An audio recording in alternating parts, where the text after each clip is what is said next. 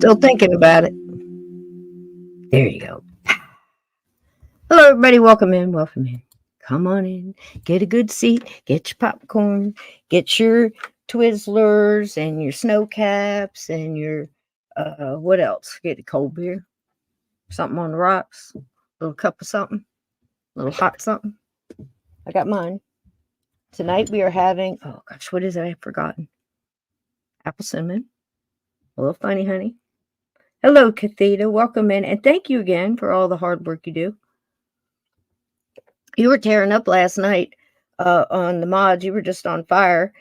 She was throwing down fun facts and, little anecdotes and things about Al Capone. And I think you even had a little, did you have Johnny Torrio in there? I think you did. I think so. And a lot of other things and links for links for Lynn. And how terrific was Lynn last night?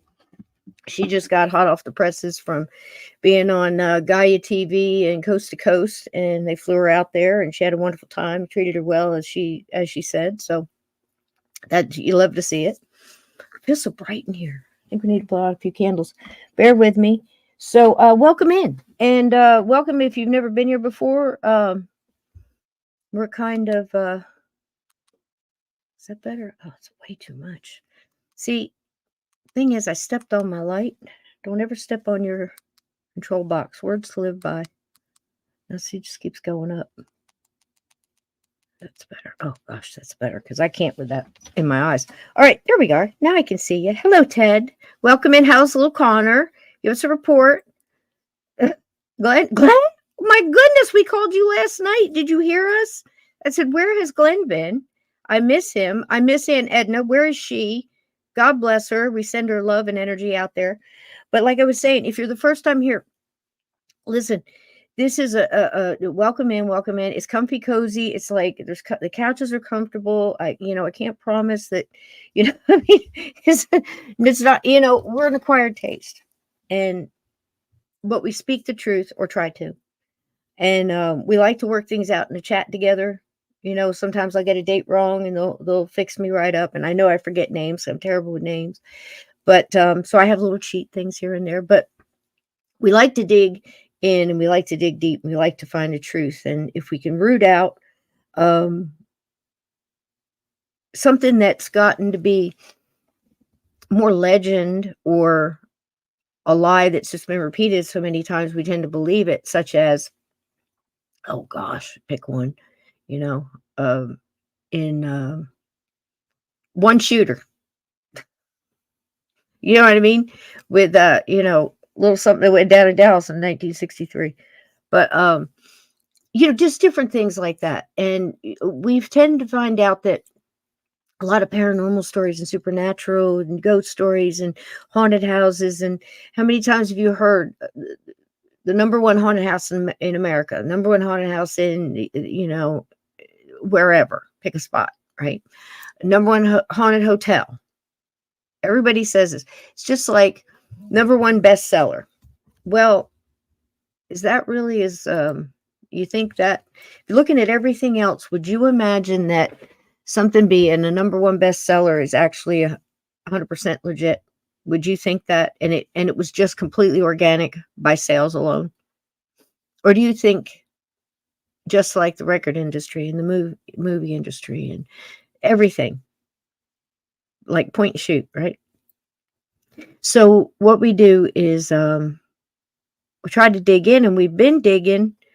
I'm kind of a little sad because I'm not really sad, but it's as an empath, it's hard to walk through these crime scenes and the way people just roll stuff off their tongue so easily, and you think about it, we become really desensitized. But you kind of have to talk about it, just like we had a hard time with the Villisca axe murders, and even Lizzie Borden, and you're talking about people sitting on the couch. It's not the real couch; it's a replica, but still, where are we? And how far are we going to go for the pendulum?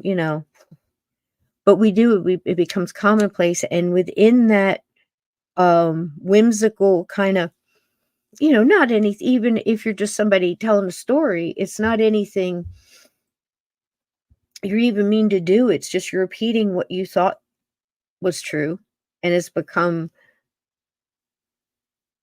familiar with the retelling of, say, a biography or a story of someone. Think about it. Paul Bunyan, um, Davy Crockett, Lewis and Clark. I mean, I just could keep going, depending on what direction you go in. Tecumseh, Geronimo. I just keep naming them. Legends carried on. William Wallace, Edward de Bruce. Just all in every direction. So when you start adding paranormal or supernatural or crime to it on top of everything else, that really starts shaking the boat. And when you do that with a haunted house or a legend of, say, Resurrection Mary in Chicago, well, there is very well. Hello, Vixen. Welcome in. And welcome in, Bigfoot. I got permission, just like with pancakes. You have to understand.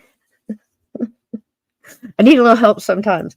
And Tennessee, Kentucky Bigfoot, that's a lot to get out. It's like when Bernice, well, we won't say, got a different name, and I couldn't decide what portion, because I have to have something I can just, doesn't take a lot of RAM, because it's getting really kind of full. But anyway, looking back on legends and how, that game of telephone, or just, it doesn't seem to be important to have facts. And I mean, I've been on interviews and things where I'm trying to express that, where I'm saying, look, we've gotten to a point in time where we're headline readers and flip on, or, that kind of thing. What's up, Derek? Welcome in, baby. Good. Just, raw garlic the heck out of things, Derek. I mean, come on. You should have so much garlic on you that vampires are moving out of your state. You know what I'm saying? Just carpet bomb it with raw garlic. Make so much salsa, my dude. Listen, tomatoes, chop them up, peppers, pick a color, do all three. I don't care. Orange, red, green. Get you a good, if you can get a hold of it, a dragon pepper, not ghost pepper. Now you're just getting hot without the healing part. So you want to go cayenne. Get you a couple, let them dry on the windowsill, and just take them, and take about half of that, mix in, make a salsa, and chop up fresh garlic cloves, at least 2 in a bowl of salsa. I would go 3 or 4 if everybody's sick, and mix that in real good, and just eat with chips. It's one of the best antibiotics you'll ever eat. And who doesn't like chips and salsa? Put a little olive oil in it to help get it into through your digestion, and get it into all out that way. Put some red wine or red wine vinegar, or both. That helps get it into your lymph nodes, your blood system. Salsa. Make a salsa and eat it. Doctor's orders. Eat 2 bowls of salsa and call me in the morning, for everybody. And it's food, so you don't really have to worry so much with kids, little babies. Back off the garlic. Look into that. Research that one. I don't want to tell you that, especially on the internet. I don't want any people. It's like, baby eats way too much garlic. I don't want to hear about that. But it's food, so it's not, make salsa. That's what we do. So anyway, back to the thing.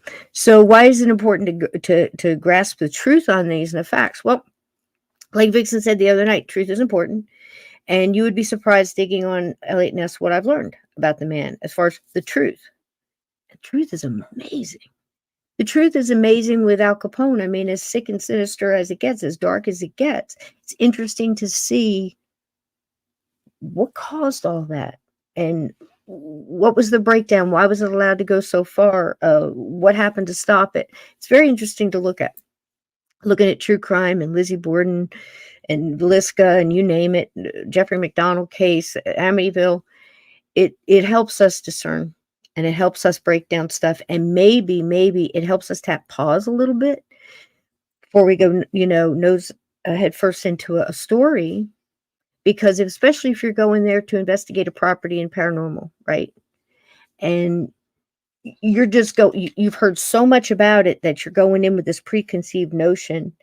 And what if your thoughts and your intent and your preconceived idea also adds to it? in some way. What if it's this? Here, let me toss this at you, and I know this has happened. What if you have an entity, and I use that word kind of broad strokish because, including things that used to be human and things that, a living human, or things that never were, right? Totally different, you know, things. But what if they have inherited or learned an ability to use what you're thinking as what they're going to manifest as? And they're playing off of your mind, and you can and if you've been in this in the paranormal and the supernatural for any amount of time, you'll know that this is true, that things like this do exist. Can I get an amen from the chat? Things that will find what scares you the most and then show that to you or manifest to you like that. Now, of course, that doesn't happen, with looking back and trying to solve a murder mystery. That doesn't play into it, but it's still important if you're looking at human character and trying to deal with ghosts and trying to deal with each other and a team and your daily life and everything else. It helps, it's kind of like an exercise in how to survive life, right? And be able to, I almost did it, navigate around your fellow human beings. What makes a person make the choices that they make? Was there mental illness? Was there abuse? Is there a separation in their psyche? Is it something in their culture and their environment that's caused them to go nuts? Are they eating lead chips off the windowsill and it gave them, and that's what made them do whatever? I mean, these things count. I think it's very interesting, and this is probably, I would have never thought.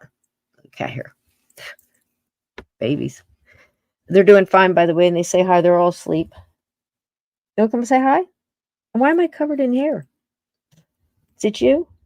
It's on the floor in his big old fluffy bed. Spirit says hi. So what if you're dealing with something like that? And can you carry a preconceived notion into an investigation or paranormal whatever and change things? I don't know. Looking at Eliot Ness and looking at Al Capone and looking at what's coming tonight, all those things go into play. All those things go into play. And as I started to say earlier, I would have, if you had asked me, you want to do a show on Eliot Ness, and what do you think that would be, and what do you think that would, where would that journey take you? I would have said this. I would have said, well, he was still more cat hair. He was very instrumental in bringing down Al Capone. I knew that. I knew the particulars because I had studied it in school, and I had studied in school not only what they were teaching me in the books, but enough that when I was taking the courses several different times, several different grades in history and things, because I was just weird like that. But it was their textbooks. It was their truth. You feel what I'm saying? What they allowed me to know. So I knew that at a young age, and I would always go to the library just like I do now, whatever I could access, and try to back it up. And I'd find like other things. It's like, whoa, that's not what it says. Because listen, I'm Native American and was raised sporadically by my elder females in my family, which I didn't have them very long, and in different parts of my life. And they kind of hid, not out of shame what they were, but because they were scared. Why borrow trouble, right? We heard that all the time. It's like, don't borrow trouble. So you just don't advertise it, and they each had their own way of doing that. Like where my grandmother used to whisper, herbal tea recipes and poultices to fix this or, avoid that. She'd whisper like she was telling her, big secret, security secret, and it wasn't because she didn't want anybody to know. It wasn't anybody she didn't want to hear her saying it, because it might get her into some stuff, So I see all that and the effect that has on everything, and I believe in putting the truth out. And I also believe in trying to get a story right, because that's part of our thing too, Carrying on a story was the way we kept our history. And, you keep embellishing that and changing it. Eventually, what are you talking? You got a made up legend with a name that may or may not have really existed. Does that make sense? I know. It is wild, right, Sapphire? I was saying that because we just called him last night, Derek, and we talked said Glenn. Now all we need is Aunt Edna and Mairead to show up. And if anybody's heard from Mairead, let her know we love her. I saw the same stuff, Ted, and I was concerned as well. But I'll tell you what, immediately on whatever social media she was on, she was surrounded by love and well wishes and good energy. So let's just keep her in that energy bubble till she's ready to reach out. And, if she needs more, so be it. She knows what she's doing, and she's got lots of love and all the energy she needs to get through it. And we'll be right there with her. So that's how, I saw all that last night. I just didn't want to get off, how this train gets off track, as it just did. So again, if you had asked me if I would spend this amount of time on Eliot Ness, I would have said you were nuts. This man, quite the journey. And if you could take the 40,000-foot view and look at how he started, and probably had a great little start with, being the youngest of 5 kids, 4 older sisters. And, his dad was always working. I hardly saw his dad because his dad was owned his own bakery, and he was gone all the time. He was out working, making money, providing for the family, and the mom was home raising the kids. And they went, in your typical American, family back in the day. This is late teens, early 20s, and it would have been interesting to see him go into the library, just like I described. And so many of us have, I know Steve has, and many of you, go into search for more information, more Sherlock Holmes. You know what he was reading at a very young age? I mean, preteen or younger. Shakespeare.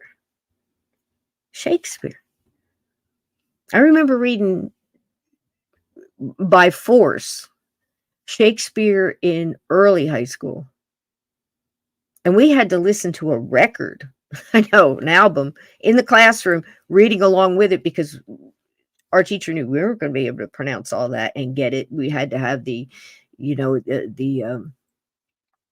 cadence, and we had to have the emotion and, everything behind it to try to at least get a feel for what the heck they were talking about. And then he showed us West Side Story. We were reading Romeo and Juliet. Then he showed us West Side Story. We kind of sort of got it then, because that was a great, Americanized Broadway thing that really was a Romeo and Juliet story. It took a lot. And this kid, Eliot Ness, little Eliot, who was named by his mom because she liked the sound of it. And she was, I forget the author now. It doesn't matter, because she named him after her favorite author who had a male name. But the author was really a woman who was using a pseudonym, as many did back then, so it's kind of funny. But Eliot, yeah. And, he's not only reading Shakespeare and Sherlock Holmes, but he's understanding it. He's getting it, And then he goes on, he's very interested in law and order and,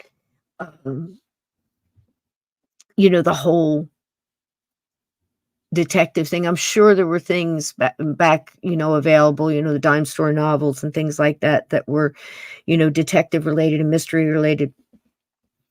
And then his sister marries a real government man, a real government lawman. And you can't say FBI, because it wasn't the FBI yet. It was the Bureau of Investigation. And they weren't called G-men yet.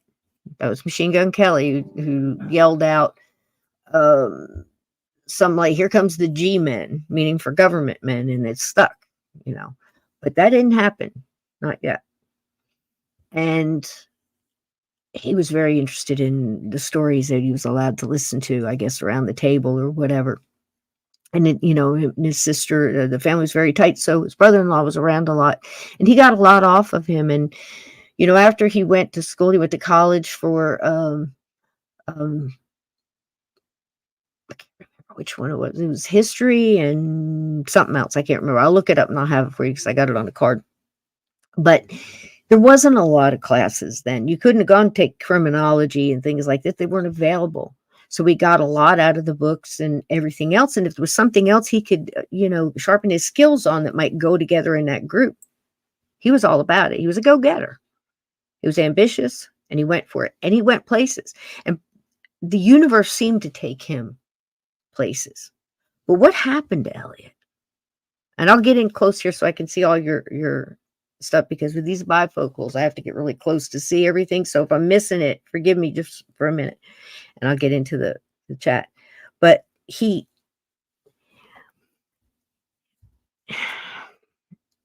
was just so ambitious. It reminded me a little bit of young Lincoln in a way of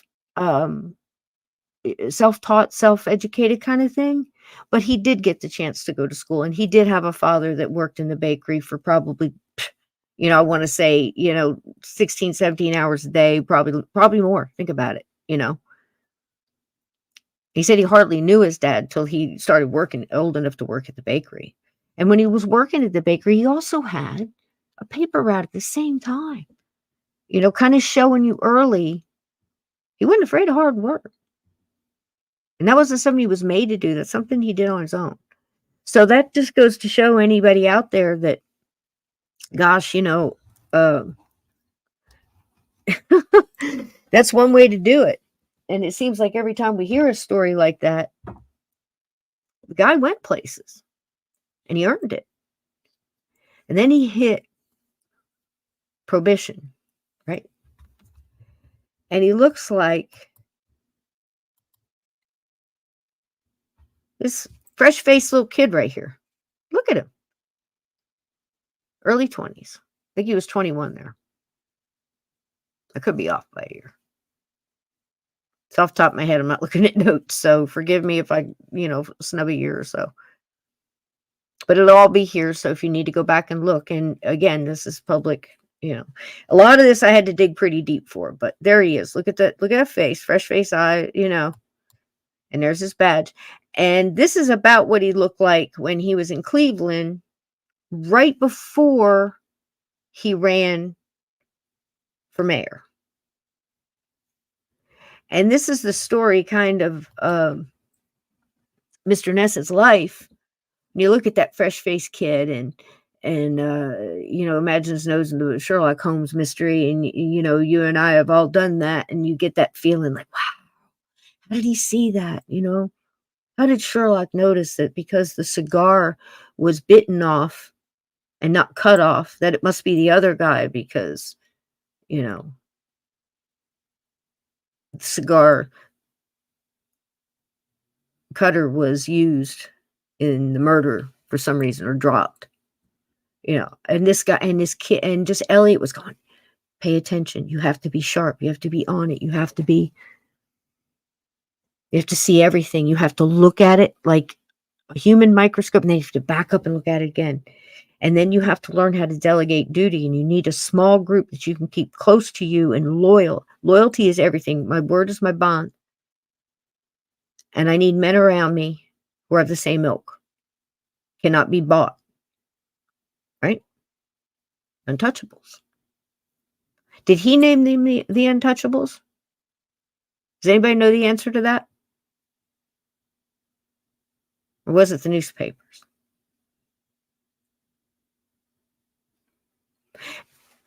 He's guilty for going along with it, right? So what? I'd have done it, wouldn't you? It worked. It's a name we're still saying. What? A little over 80 years? Gosh, 90 years? It's trippy, dude, right? So, yeah, I mean, if you had asked me, would you have followed Eddie? Like to see Eliot? Yeah, wow. What a life. He winds up a fresh-faced little kid. He's in Chicago, right? He's working a couple of years before February 14th, 27, St. Valentine's Day Massacre. The president himself screams out, get Capone. Get Capone. Enough is enough. bad enough when they're killing each other in the streets and hanging out of cars and blood all over the sidewalk and, killing each other in the restaurants and over here and all this other stuff. And they're starting to go back and forth and shoot each other, out of cars. And, the citizens are kind of back and forth with Al. They're like, 1 minute they're going to the soup kitchens and taking the handouts. And the next minute they're, scared they're going to get their kneecaps broken from his goons trying to make them sell their cheese in their pizza parlors. They pushed everything. You have to use our cheese or milk or probably meat. Who knows? And I hadn't heard that, but why should that be any different? Our beer and everything else. Al Capone owned Chicago for a short amount of time, pretty much. Well over half of the police force. And Eliot Ness, that fresh-faced little kid, gets pushed up, moved up.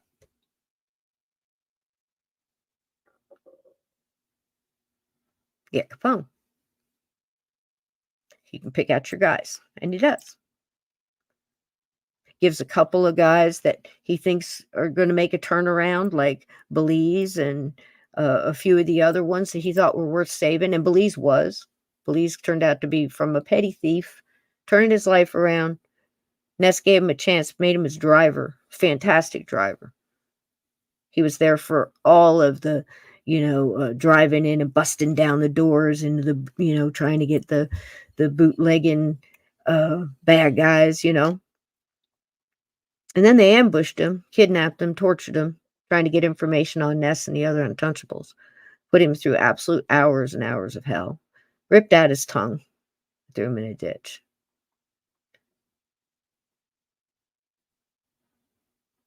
They weren't untouchable. You could touch them.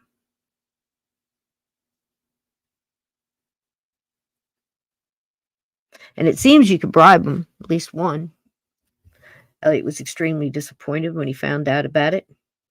Did he march him out in front of the press and tell everybody? No, that would put a stain on the rest of them. He took I want to say he took the Catholic Church on the way out and just, quietly reassigned him to another place and banished him, So that's kind of crazy. Goes through a bunch to get Al Capone. He's showing amazing bravery by any account, any book I read, any author pretty much says that once they start digging into Eliot Ness, his bravery and his organization skills and his ability to just march forward and head down and keep going and just keep chipping away and chipping away and chipping away was really his hallmark.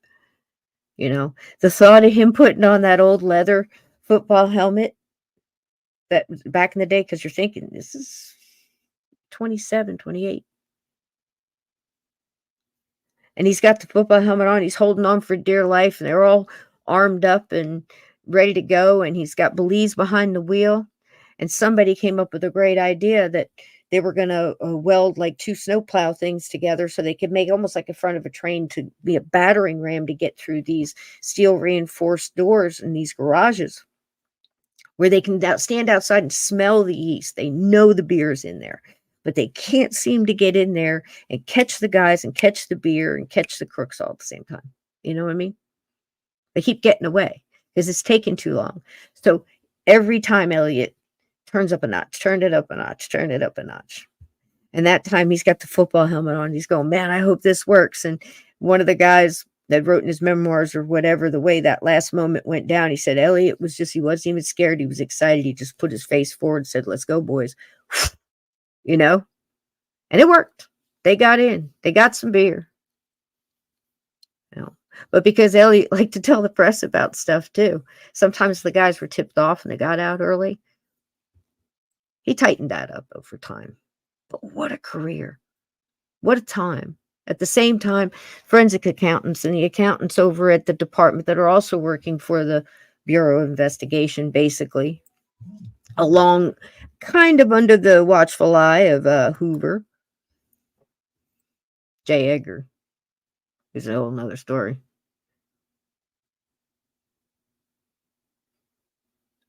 And by just a little bit of luck,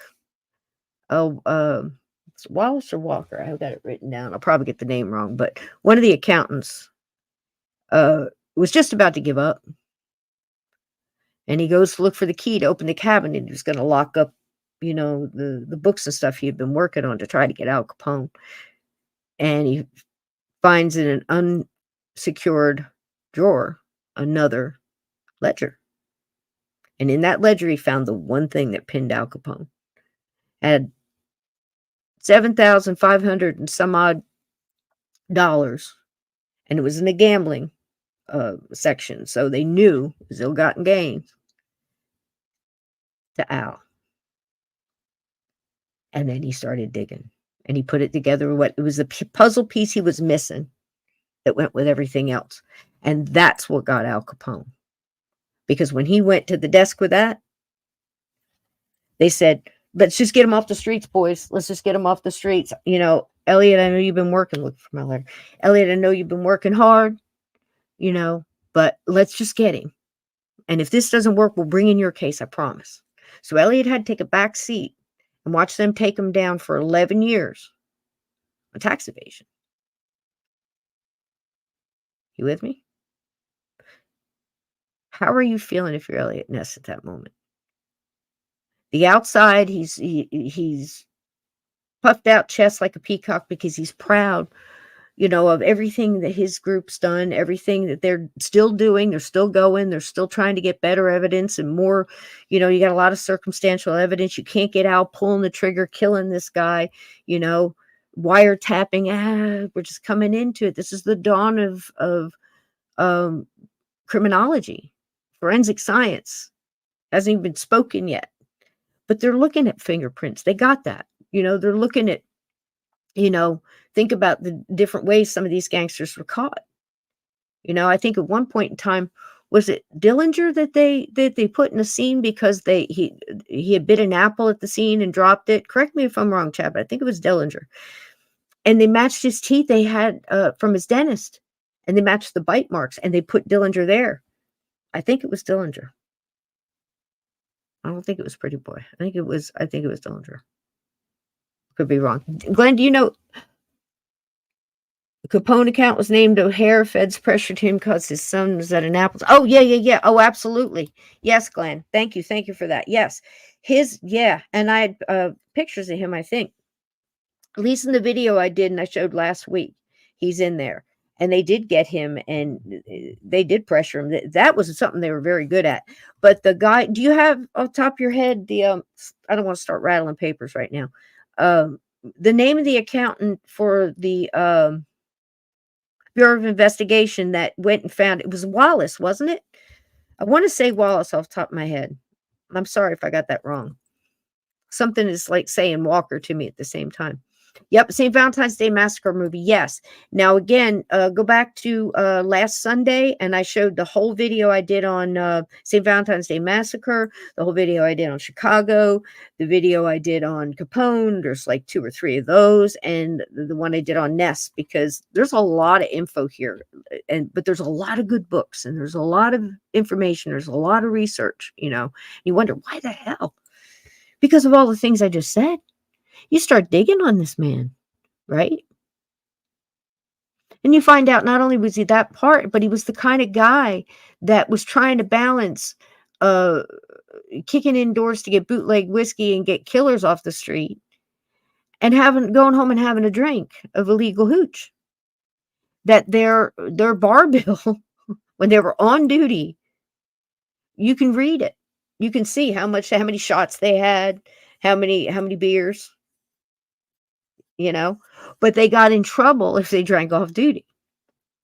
It's just bizarre. It's just so bizarre how everything went down. And he's sitting there in that courtroom watching Al be taken down for 11 years when he knows that, he was behind St. Valentine's. He was behind so many things, And, I've looked into the baseball bat story. If you know, you know. It was in the Untouchables movie where what's his face played Al Capone, and he comes up behind him and talked about being part of the team and all that, and then he just starts beating the heck out of killing everybody with a baseball bat.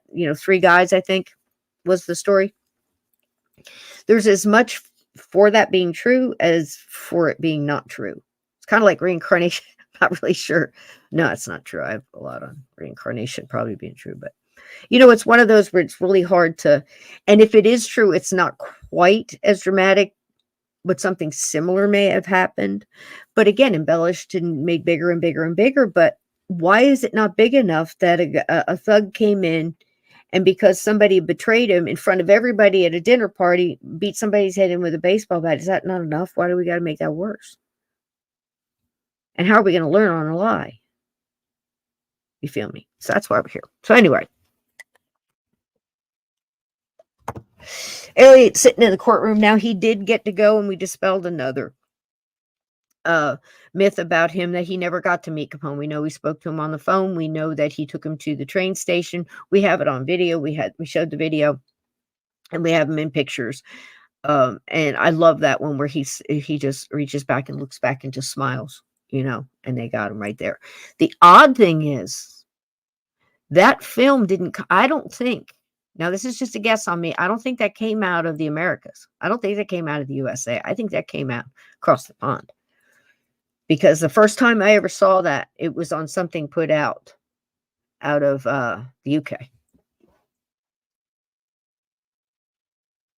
Because I'll tell you something we're famous for. Destroying stuff they don't want you to see.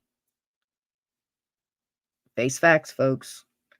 I mean, to get a narrative to play. Are you kidding me? Why are there still JFK documents sealed? For what, another 40 years? National security? Stop it. It's because somebody's kid that was involved in that is still alive, and they're going to, along with, guess who did it? You see what I'm saying? Like everything else. If just one of them is true, they're scoundrels. Dirty, rotten scoundrels. Which they are. So, Eliot Ness was all about rooting out those kind of people. He was all about the law. But he cheated on his wives. And when they found out, they divorced him.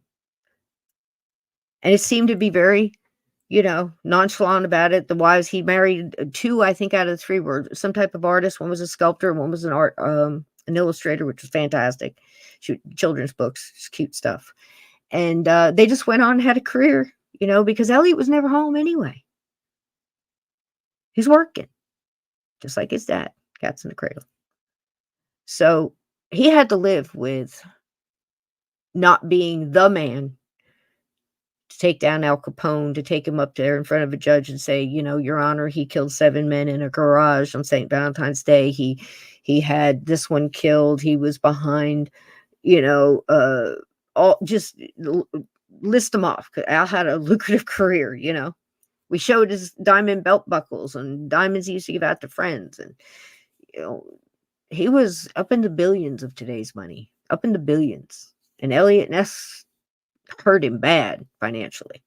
That's how hard Eliot worked. And he didn't get a reward for it, other than seeing the man get 11 years. He was happy he was going to jail, but it was bittersweet.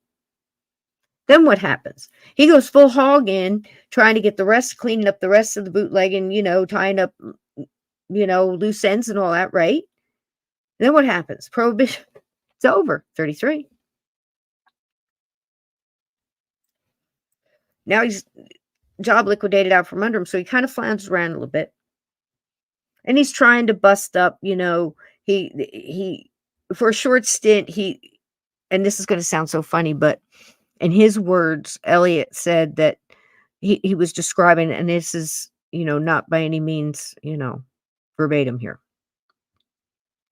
He said that one of the things that really got to him, there were some times where he was scared, but what really got him, he never quite thought that Capone and Capone's men would kill what you would call a Fed now, because that kind of happened while he's in it, that's going back and forth from the Bureau of Investigation to Federal Bureau of Investigation, and Hoover really having that official. So it was kind of right in that same time. So they didn't, because, that would just turn the heat on even more, right? He kind of felt safe in that thought. But when he started busting stills in the hills of Kentucky,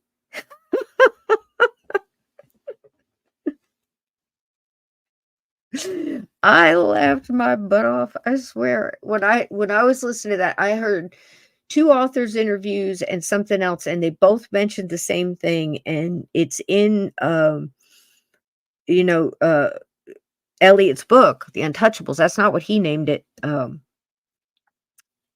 You'll see. Anyway, it's amazing the way he put that, but it's so true. Because this boys will kill you. Feed you to the dogs, or the hogs, or whatever. You go up that mountain, you may never come back. I mean, he was genuinely, I don't want to say terrified, but he he probably needed an extra shot of scotch that day. Can you imagine? It's just, I know a lot of us have a hard time hearing that, would you be able to have a couple of drinks and go bust somebody for making illegal hooch? You know, if you're sitting there drinking one of the real McCoys, nice Canadian whiskeys that came across that, you know, those waters in the dark in the night, right? And you bust a dude for doing that, and then go home and have a couple shots of his finest. I don't think I could live with myself. I mean, seriously, could you? Think about it. But how does one justify something like that in their head? Because Eliot would sometimes take bottles from one of the busts and give it out to his friends. That's documented in his own words. And Al himself said it. And I sell it here, it's bootlegging. When they take it up to the fancy neighborhoods, socializing, hospitality, I believe he said. So, wildlife, and that's Chicago. And then he goes, like I said, and he's kicking in, and destroying some stills with another band of, that continues on. He's going to Kentucky, Tennessee, Ohio, for a short time. Then he goes to Cleveland. He gets hired as public safety director. And he got some people laugh, and I've watched interviews, and you're going to see one here in a minute, where they say, there's an awful lot in here about jaywalking and, I don't want to say traffic signals because they don't really have very much there. But listen, Cleveland was like the fifth most populated metropolitan cities at the time. Would you ever guess that? Do you know it was like number 3 in crime when he hit it? Gambling, prostitution, you name it, bootlegging, crime, violence, murder, the whole gauntlet. Cleveland, number 3. And Eliot Ness went there. That's why they hired him. It's a little fresh-faced kid. Now he's about, let's get this up here. Now he's about, I have another one. This is his third wife here. And this is when he was running for mayor in Cleveland. This is what he looked like when he was about to leave Cleveland. And this is about what he looked like when he was just getting into getting Capone. So 20 years difference, something like that. But anyway, it was quite the thing. Now, this is what the streets look like.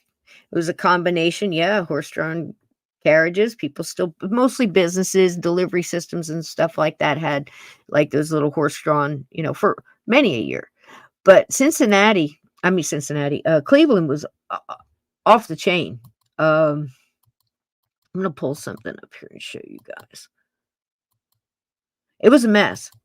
But when I started hearing what he did, now he had to go in there, and I've got a young lady that I have grown a lot of respect for, and I was trying to get her on here. I've been looking for, I've gone back to 2006 appearances, and she goes to a lot of libraries and things like that. I tried social media. I can't find her. LinkedIn, across the board. And I'm going to show you a little bit of her video and send you her way, because she is like fourth generation Cleveland. She worked in the library system. She's a historian. And she took it upon herself to study Eliot Ness because she thought he wasn't getting a fair shake of all the things that he had done for Cleveland and that people had forgotten about them because they weren't celebrated.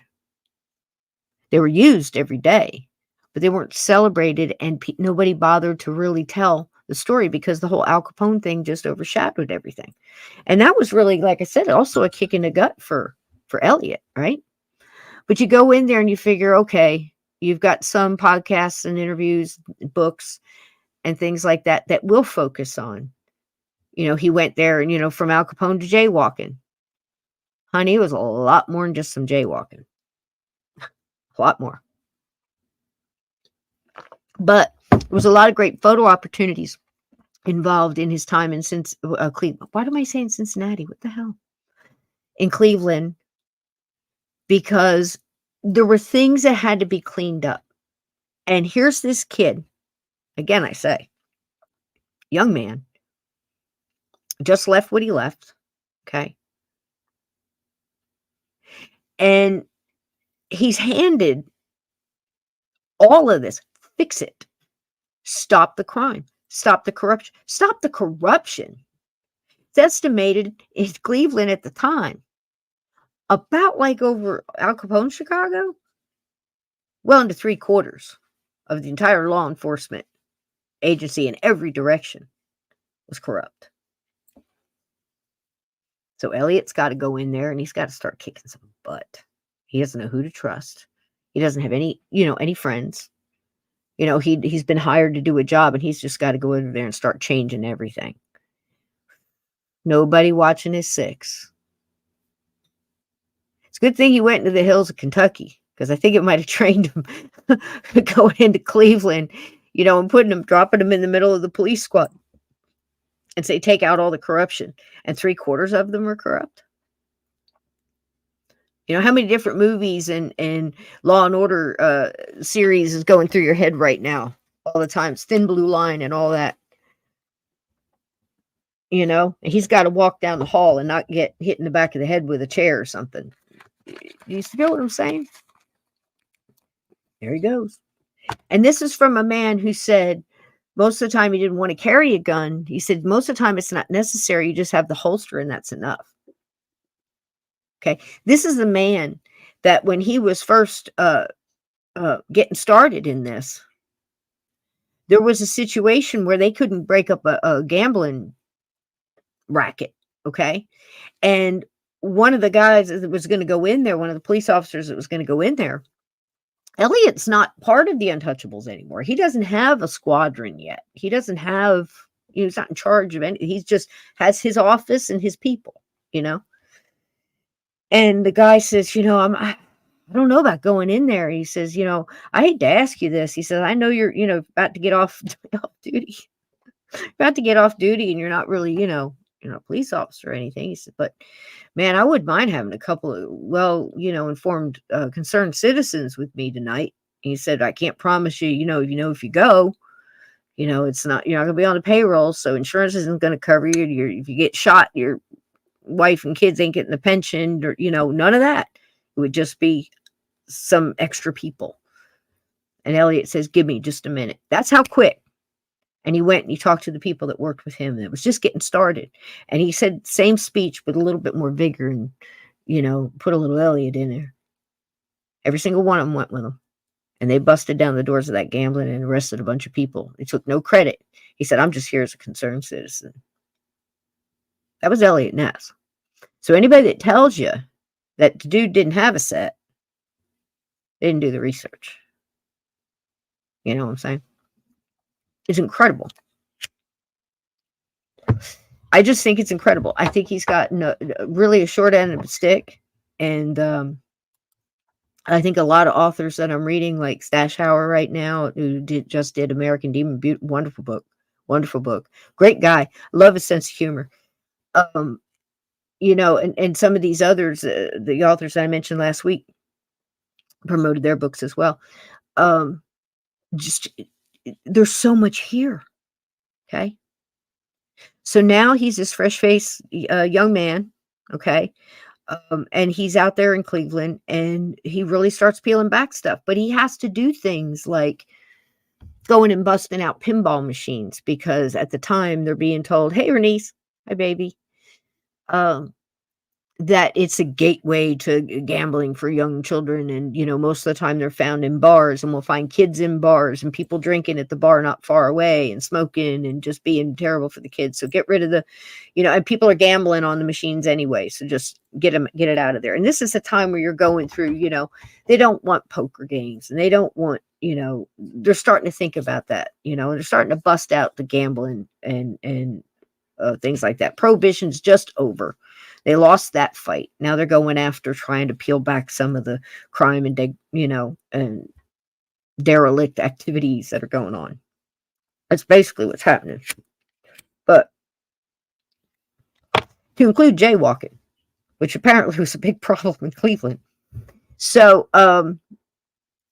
it's really a trip when you watch him go through all this and all the things he did. So as I mentioned before, let me see if I get this right now. Oh, again, quick side note. Wanted to bring you up to this because I thought this was so interesting. How many people have heard of Melvin Purvis? You know the name? Glenn, I know you know.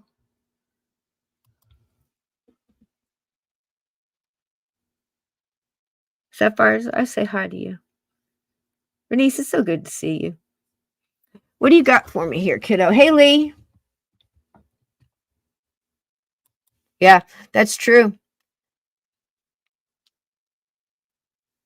Uh-huh. Uh-huh. So, trying to catch y'all while I can see it. I have to get into where I'm focused. I'm sorry. I don't mean to be rude. Don't miss anything. Kathita, thanks for dropping all the links, babe. I appreciate you, sweetie. Caddy Wampus. Yeah. Okay. I just wanted to see if Glenn had put down. There we go. It was Wilson. Did I get that right? I think so too. Wallace or Wilson, one of the two. Fred, I believe. So anyway, last week Ted was kind enough to drop the movie, The Invisible Man,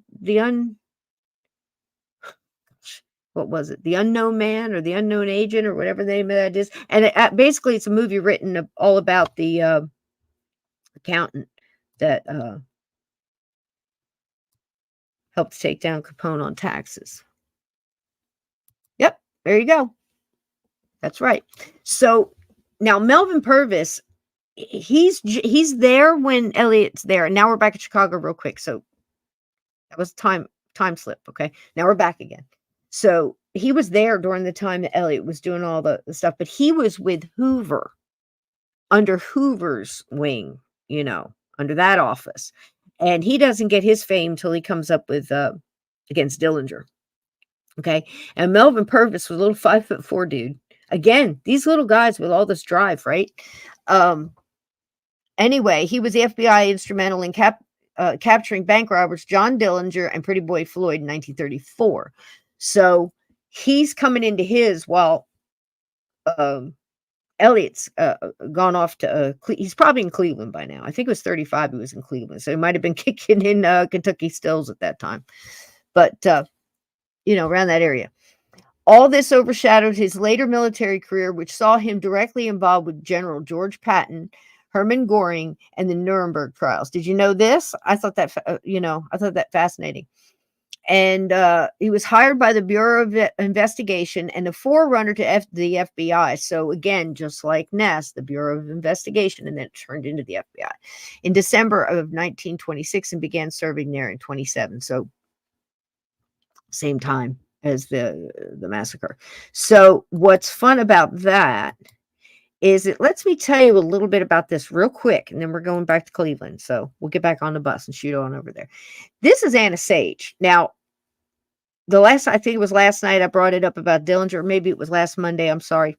But Anna Sage, she was, I forget where she was from, but she wasn't from here. And one of her big things is she didn't want to get deported. Okay. And she was kind of sort of having those problems because she was a prostitute. The madam died that was in charge of the house. So she wound up taking it over. right? And one of her good friends who started dating Dillinger, she was a prostitute, but she was a high paid one. And one you probably know about because it was Polly. And she was in all those things, those little snippets you see, newsreels where she was with the gangsters and they wanted her to witness. And she was a cheeky monkey. You know what I mean? So anyway, besides the point, Polly Hamilton, that was her name. So when she found out her friend, let me just start in the beginning. She worked as a prostitute, took over the brothel when the owner died because she was being deported as an undesirable alien. And when she found out her friend and waitress and prostitute Polly Hamilton was dating Dillinger, she called her old boyfriend Zarkovich. Zarkovich was he worked for the Federal Bureau. It's one of her Johns. And she said, "Hey, look, I got a little something. So just so you know, again, this story about her and Dillinger and going to the movie theater and her turning him in so she wouldn't be deported and them pushing on her and pressure and all this other stuff, BS. Because this is about the fourth source that I found separate that states that she went to them. Just so you know, just paying attention. And you know where I got this? The FBI website. That's how they tell the story too. Now, is it because they don't want people to know they put pressure on people and they try back and forth? But it's not the only place I've heard it. You know, Polly said a little bit about it too. And if you really get into the gangsters and the talking in between and what was going on, and you can kind of piece together whose character was what. But I think she did. I think she found a card that she could play, and I think she offered it to him.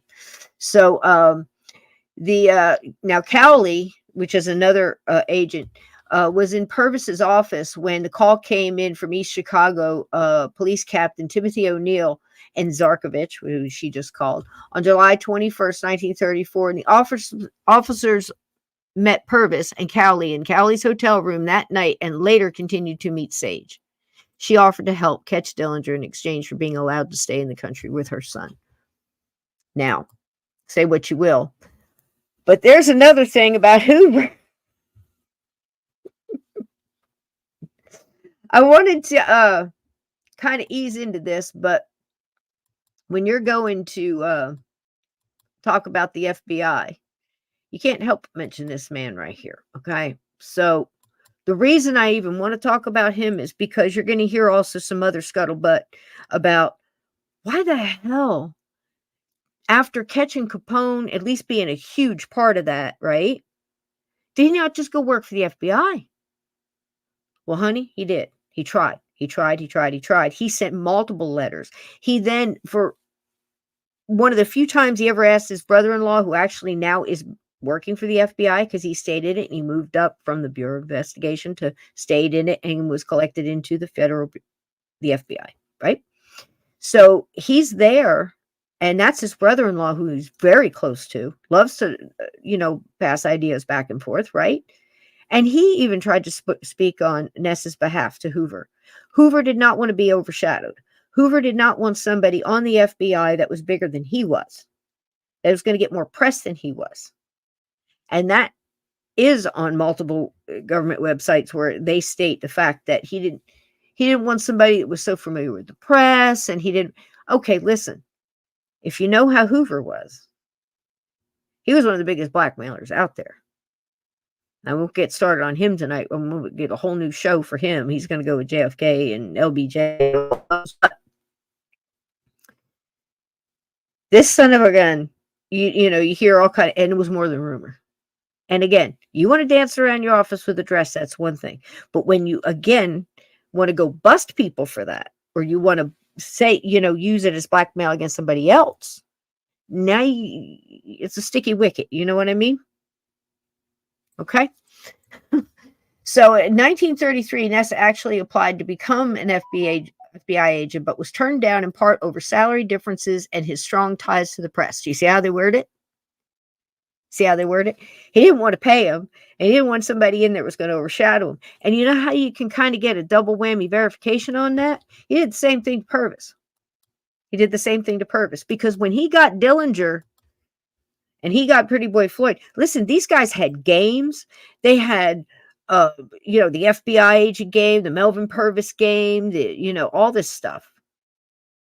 It was crazy because games were just coming into it. And you had the Lone Ranger pistol and you had all this different stuff. I forget what other cowboy was. It was real big, but for back then, I mean, come on, it was the 30s, crazy, right? And he did the same thing to Purvis, pushed him out because he wanted to be the star. He wanted his name to be in front. And I can back that up by listening to tapes between him and LBJ talking. You can tell it's personality. And this young man right here, I'm not going to say one way or another, nor do I care. Like I said, I don't care who you're doing. I just care who's doing me. So, but this young man here, inherited his whole, what was his name? Topol? I was going to take a thing on it. Yep, that's what we're going into next, guys. So he got his whole, Hoover's whole estate, and he accepted the folded flag of appreciation off the coffin. It was presented to him. So you tell me who he was. They were together for decades. And he used to help Hoover get tapes on other people so he could blackmail them, just like the kind of stuff that's going on today. They were all in it. And involved in that, you can bring in Peter Lawford, the Kennedys, Sinatra. Dare I go on? LBJ. Dare I go on? So many. So much debauchery. So much. Okay? So, as far as Mr. Ness, he is now going to Cleveland.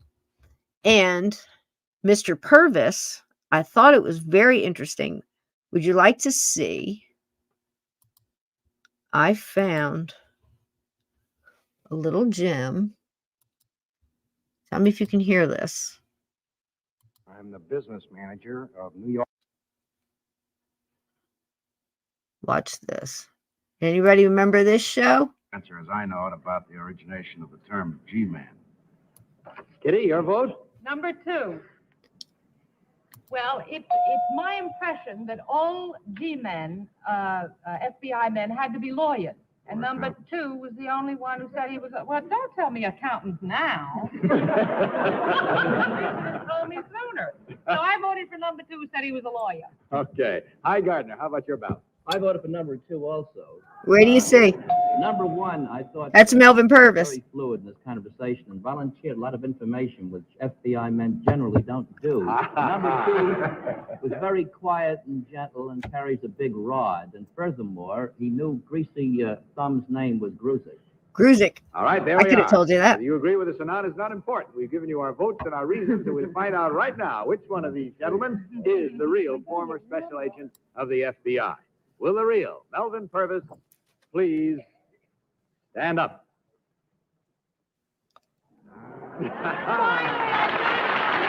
That little man right there got Pretty Boy Floyd, John Dillinger. 100% for you, panel. After your scores last week, I didn't know what was going to happen to you this week, but you finally came through at the end. Number 1, would you tell us who you really are and what you do? How funny is this? I am James Edwards. I'm the business manager of New York's famous town hall. Oh, yeah.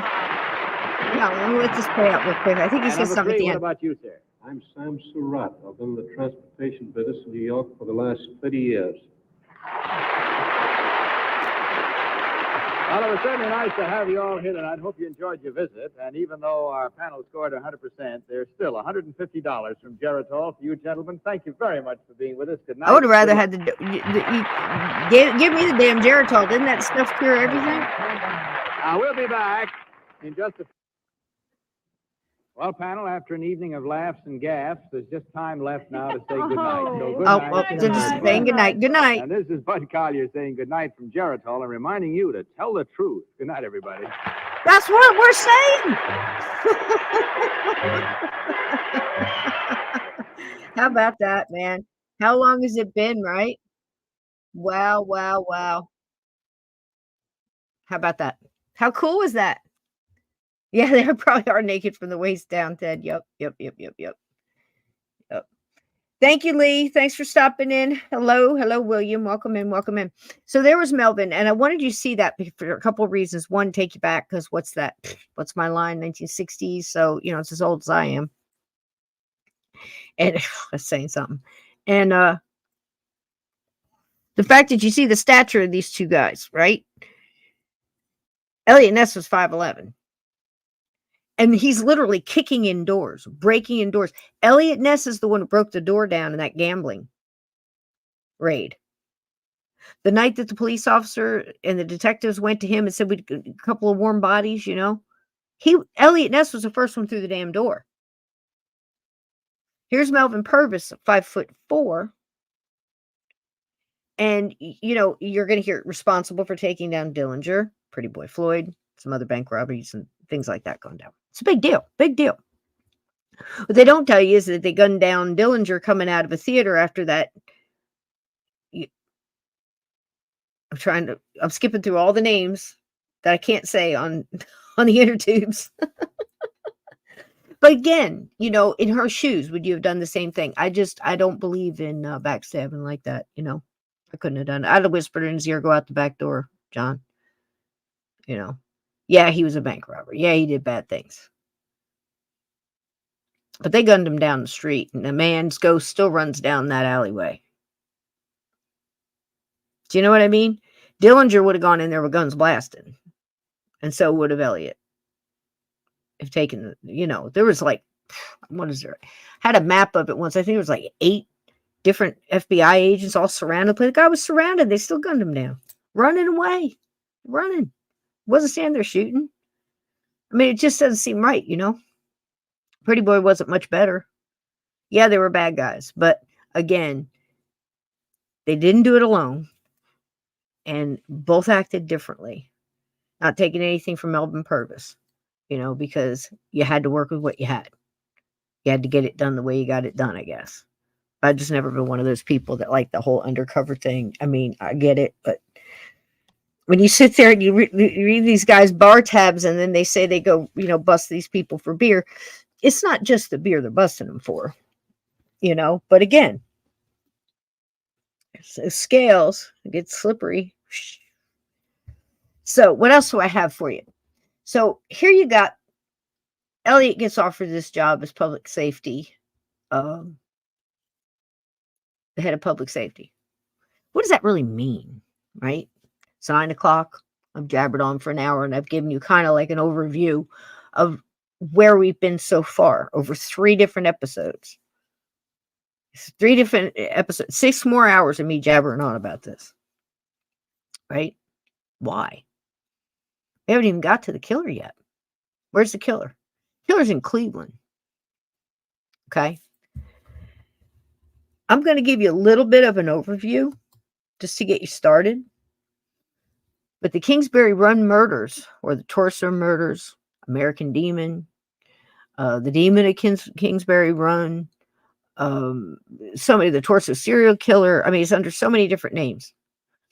Basically, between 1935 and 1938, a serial killer murdered and dismembered at least 12 victims, only 2 of which were ever positively identified. There was a couple that they thought could have been, but it's very hard when you have a lot to work with. Okay. And it's gruesome. It's rough. It's, I would say, on some levels, as bad, if not worse, than Jack the Ripper or any other unsolved, serial killer like that seemed to boldly just execute this overkill, a systematic overkill MO, whereas Jack the Ripper would remove organs and things like that. So did this one. Every single one of them that could have been was castrated in the Torso murders, which puts you you start building that psychoanalytic box of what kind of person are you dealing with here, right? Most, if not all, the victims. Now, how they could say this without only identifying 2 out of 12, how they could broad brush stroke it and say these were all people who would not be missed. And that's a quote. These are all people who would not be missed. Prostitutes, homeless, drunks, drug users, criminals, indigent, whatever. That's what they meant. That was the picture that they painted. Excuse me, one second, I'm gonna get my water. So you get the picture. Victims of opportunity as well, when you're talking about prostitutes or homeless people, easier to get their hands on, that kind of thing.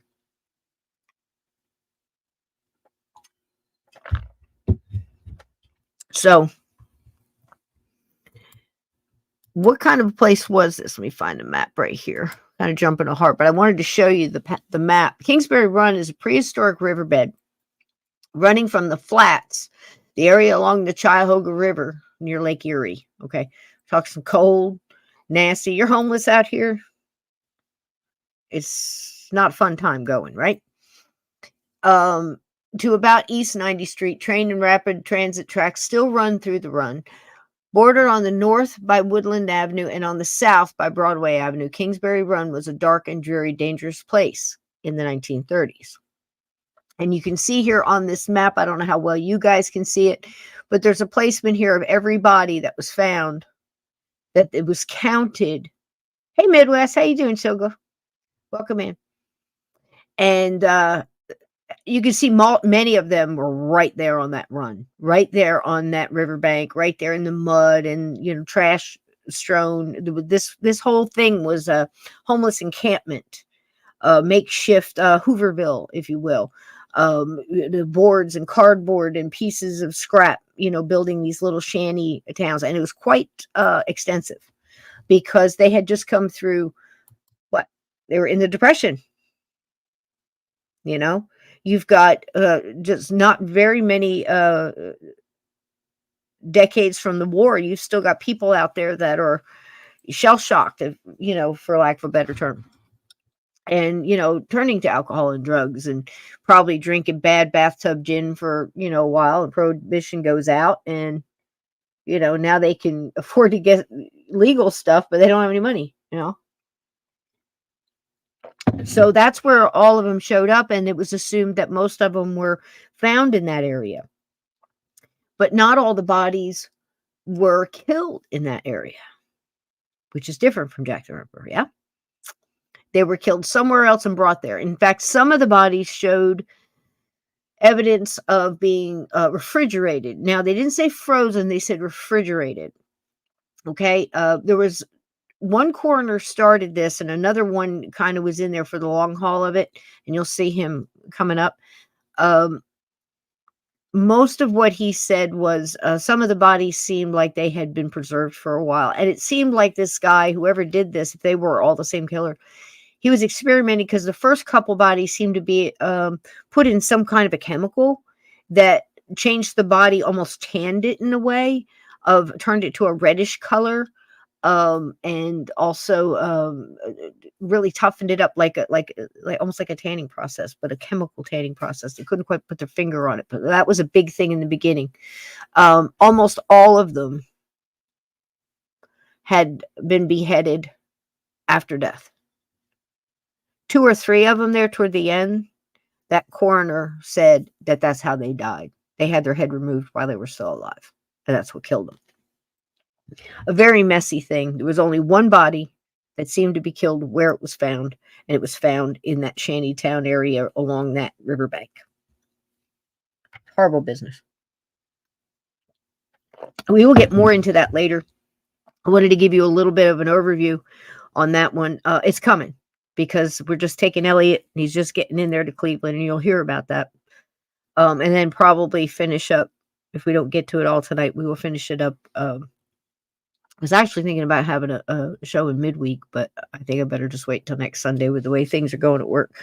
But he's worth the wait. So, and I really wanted to do it with Steve too. Steve can't be here tonight. I'm sorry I didn't say that right out of the gate.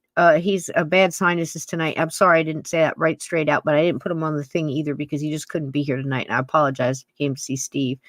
But he's under the weather and having a hard time talking because of the sinuses. So he'll be fine.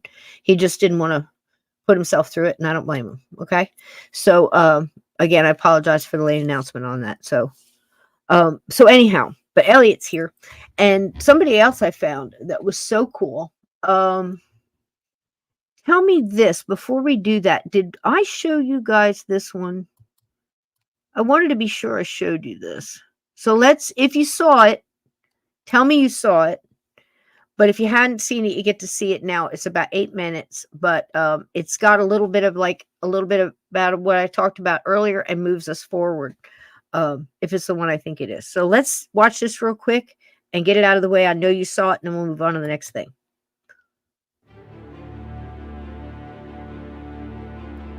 I made so many of them that I forget.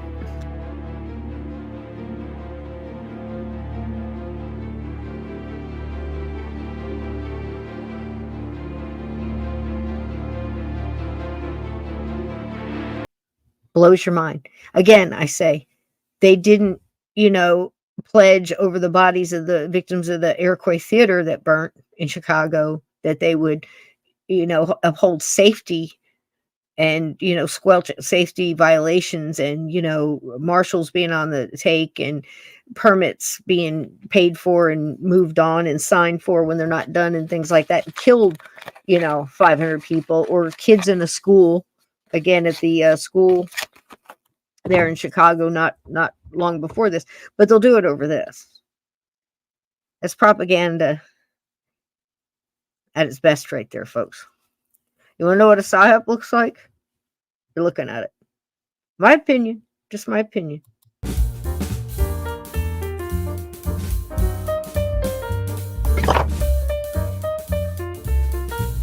Yep.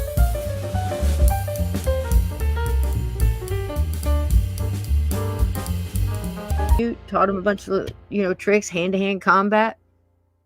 Yep. And he never asked anybody to do it. Yep. Grade after grade, we gave a stack up. There's the real Untouchables, and there's Eliot right there on the right, standing proudly in the back. Yep. He pulled a fast one. You heard about this last week. I was here. I don't know. That's creepy.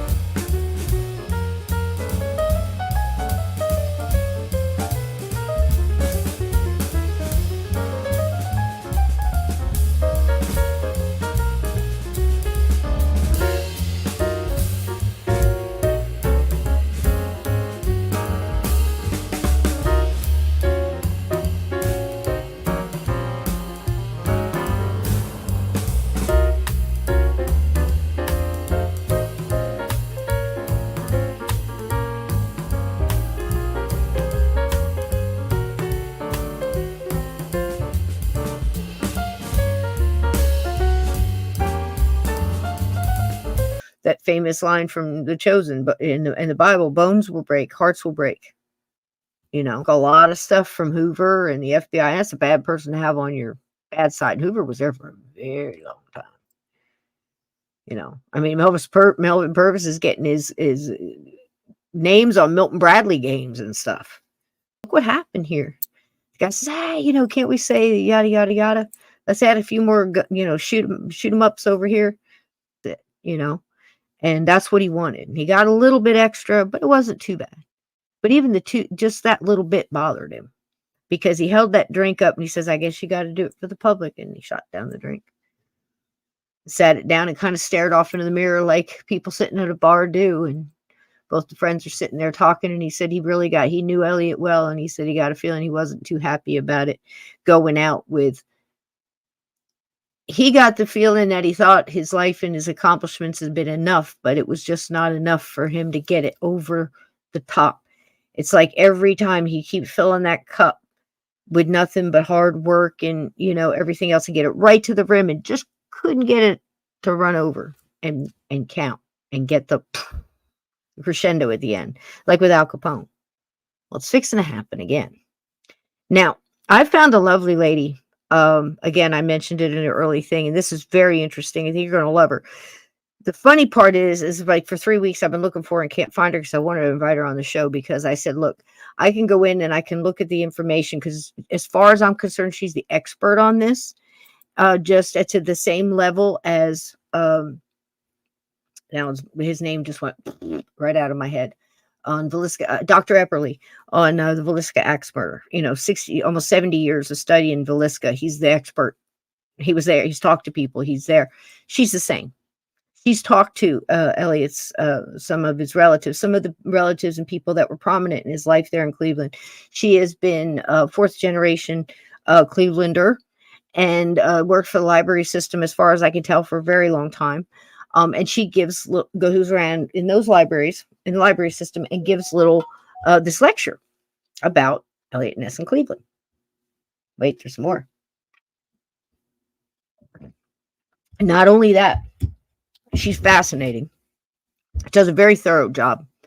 And she also did something that is going to crescendo the end of this the end of this whole epilogue, saga, whatever you want to call it, off for me, because I'm saving it for the very end for you guys. I told you about his son. I found his son.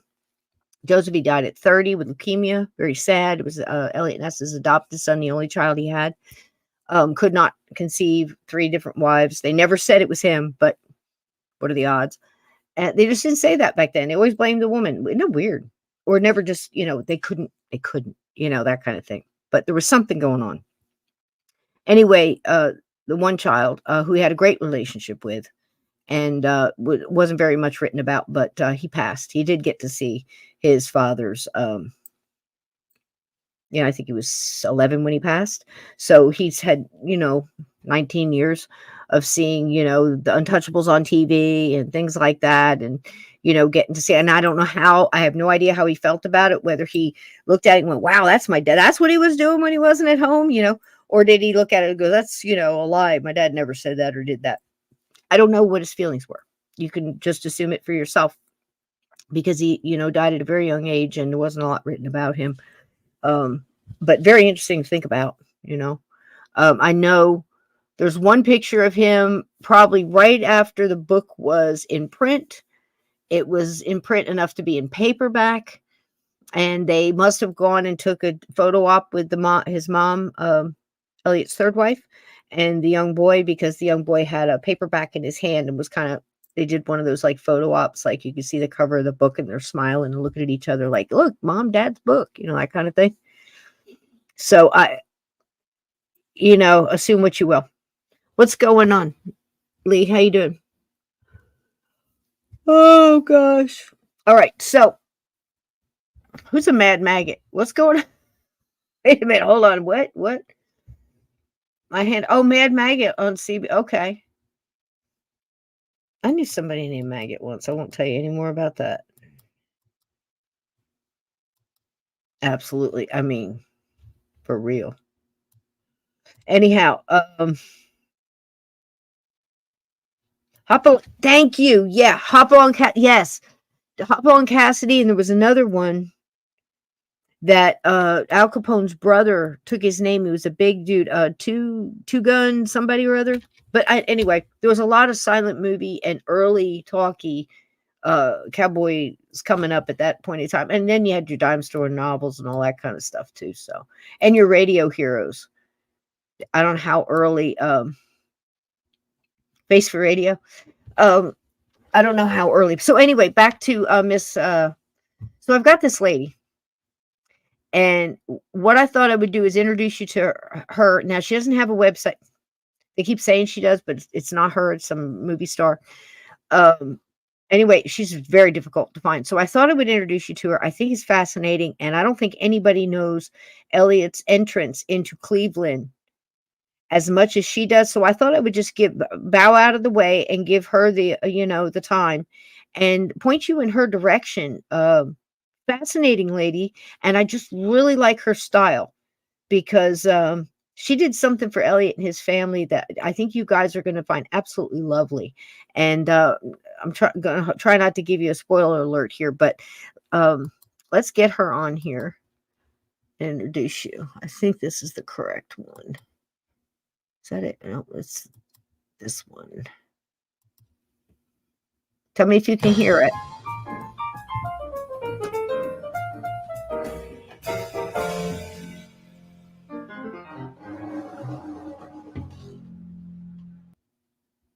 Pier W restaurant. That was the land where his mansion was.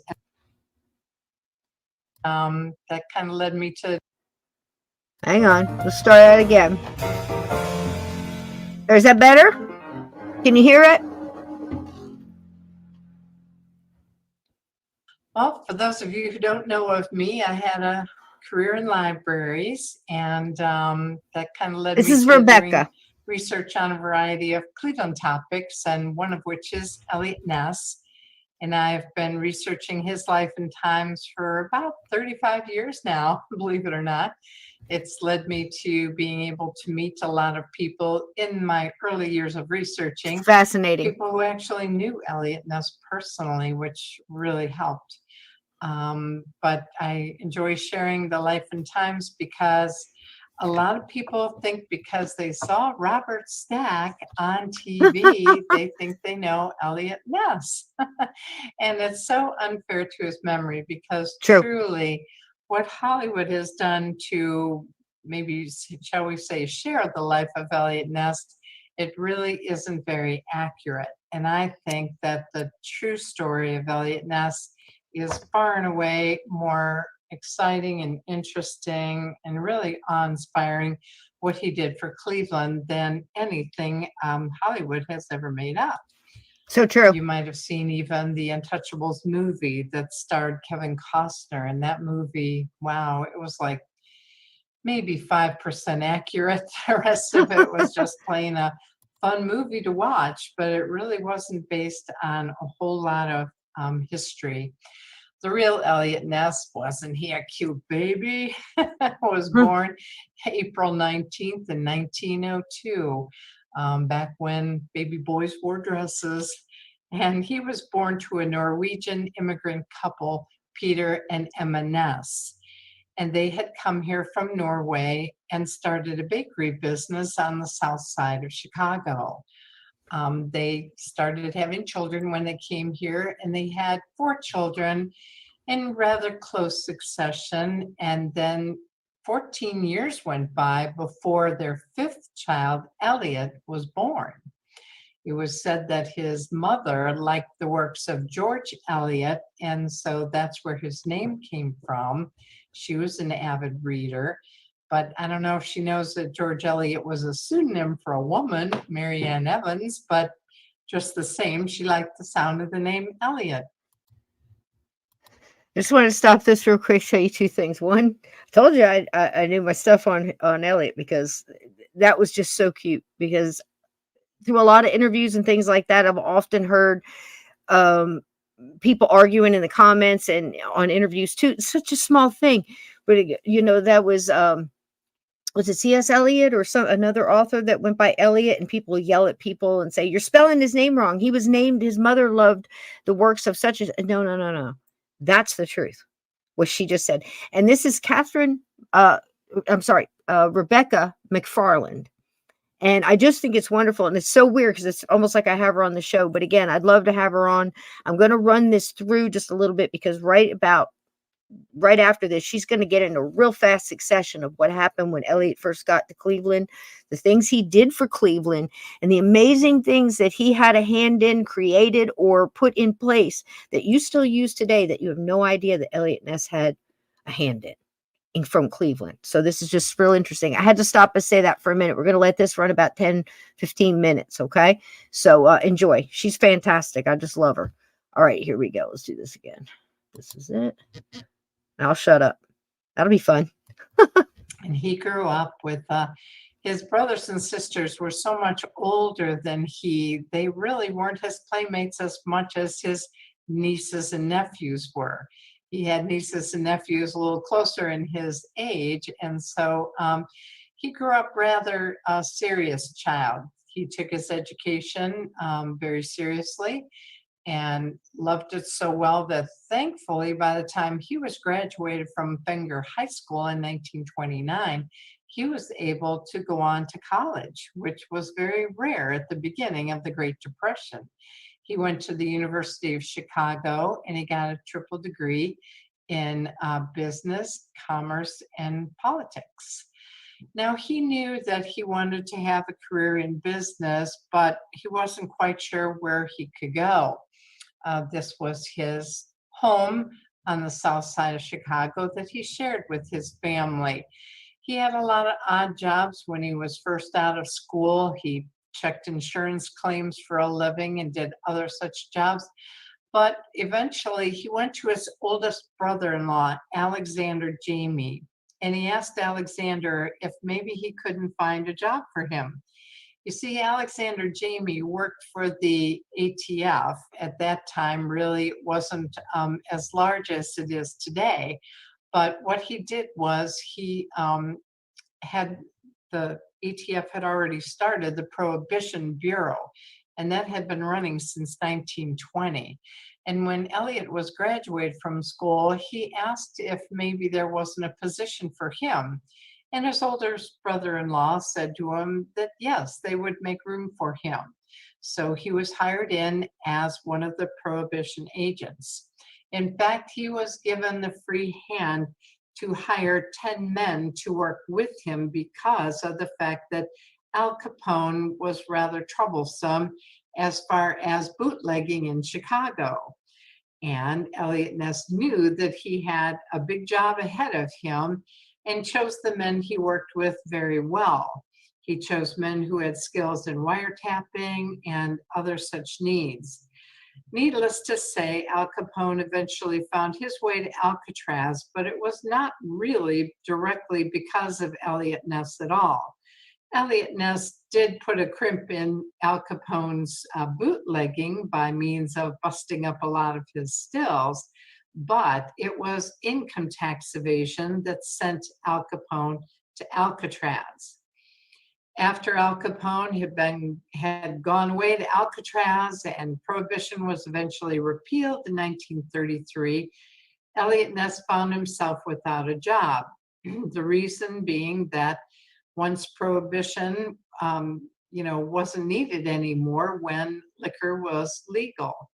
So the ATF actually formed a new department, and that was for alcohol tax collection. And Eliot Ness found a job within the alcohol tax unit.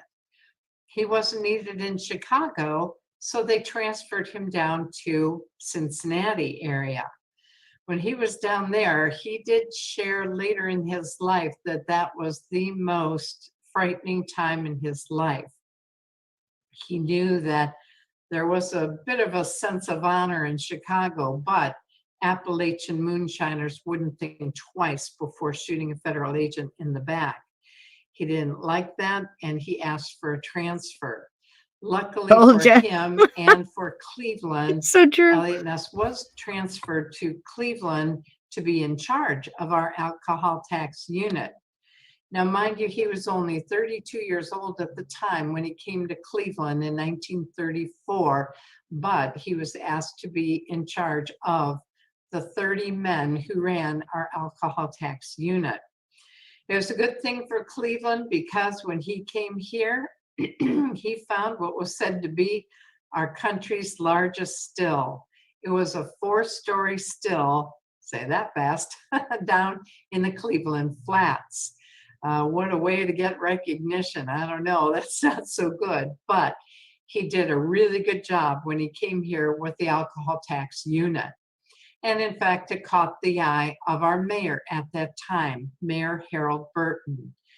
Mayor Burton had just been elected our mayor on the reform ticket because he said that he didn't care if a person was Republican or Democrat, he just wanted you to be honest.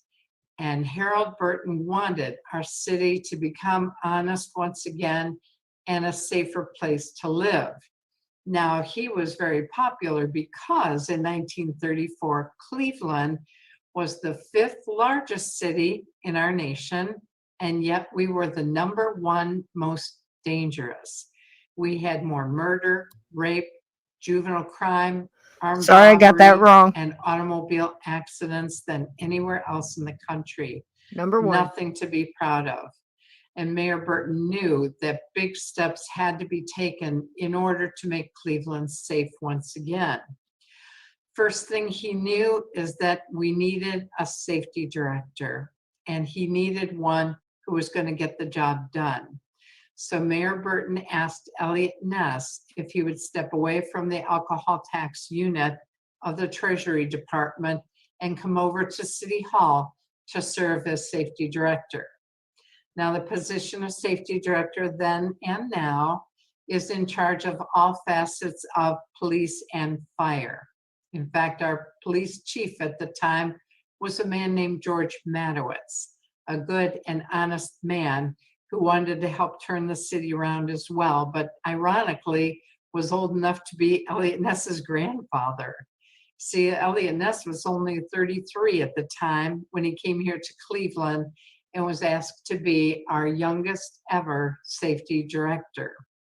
Why he'd want that job, I can't imagine. We were the most dangerous city in the country, but maybe it was his youthful optimism that thought, why not? We couldn't go down, we could only go up. And so he accepted the job, and in December of 1935, Eliot Ness became our safety director. In fact, it's also interesting to note that the newspapers of the time on his very first day on the job said that Eliot Ness was going to make an impact on our city that would last for generations. Can't imagine how or why they would have said such a thing, but they made that prediction, and we know now, all these decades later, that he has made an impact that has lasted for generations. As you see Mayor Burton here, always liking his white suit and straw hat, and Eliot Ness there on the right side of the screen. They work together very well. Eliot Ness really hit the streets right away as safety director to take a look at where there might be problems on the street. He knew that crime was running rampant in the streets, and he wanted that to stop. Number one, he wanted good, trained police officers on the job. That was of primary concern to him. On the personal note, which is rather interesting as well, Eliot Ness came to Cleveland with his new young bride, and Emma was that bride. Her maiden name was Stanley, but when she came here, they had gotten married in Chicago. So Mrs. Ness, as they called her in the newspapers, was quite the hit. She was, you might say, a blue blood in Chicago, and when she came here, a lot of people were very endeared to her. And she and Eliot were really the toast of the town, you might say. They were out dancing and dining and mixing with all the people who wanted to get to know them a little bit better, as they were both new in town. A lot of people don't realize that Eliot Ness was an accomplished ballroom dancer. Who would have known? Isn't that fantastic? All those older sisters that might have helped him to learn how to ballroom dance. And so he loved going to the big hotel ballrooms in Cleveland, which were so busy at that time. Together, they lived in this teeny little cottage on Lake Erie in Bay Village. In fact, the cottage still stands today. It's behind a 2-car garage, which is down a driveway of a very modest home in Bay Village. The home was originally owned by Robert Chamberlain, who was a lawyer for City Hall. And Robert Chamberlain offered this home to Eliot and his new young bride because he wasn't needing it. It was kind of more like an in-law cottage, you might say, behind the garage, but it was just nice as can be, and they couldn't have been happier. It was a bit of a commute for Eliot to go from way out there in Bay Village to downtown Cleveland every day, but they were very happy for the quiet times on the lake at night when he would come home from work. while he was at work, he was very dedicated to it.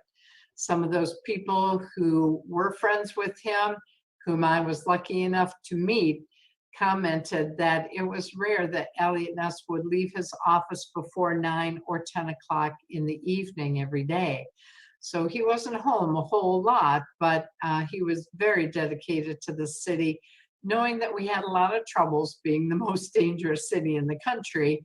And he wanted to really put his effort into making the city honest once again. As I said, he wanted. I just got to jump in here real quick. I don't want to step on Miss McFarland. Thank you, Kathita, for that, because I didn't want to jump into another screen to pull up her stuff and knock us all off. So I thank you for that. Thanks for having my 6, baby. So is this not fascinating? I mean, I want you to know this man, because what he's about to go through is mind-blowing. It's absolutely mind-blowing. I mean, get a taste of this Cleveland. You're watching this.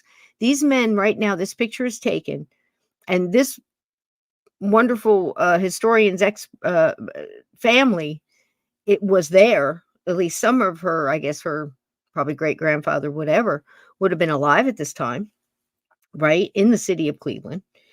And at the same time, there's this mad butcher going along, because keep in mind, 2 years, a year and a half before Eliot even got there, the torso murderer was already going. Okay.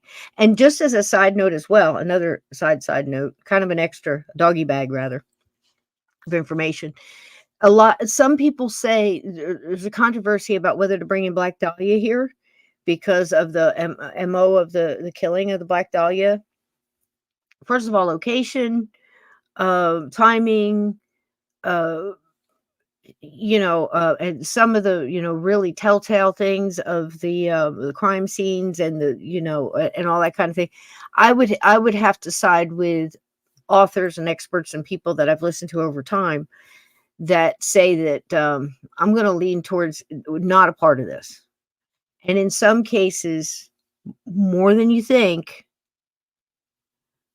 you'll hear where people just lump it in.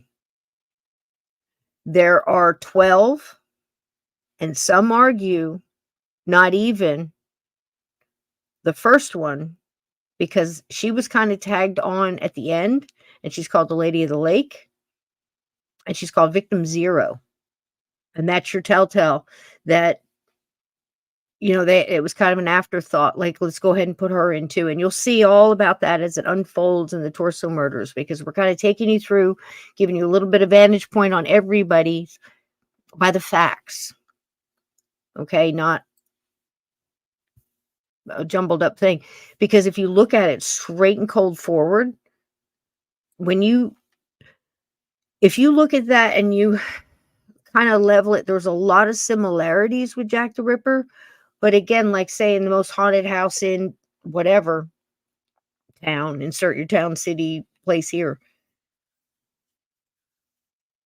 I don't agree with them saying that the torso killer was the Jack the Ripper of Cleveland.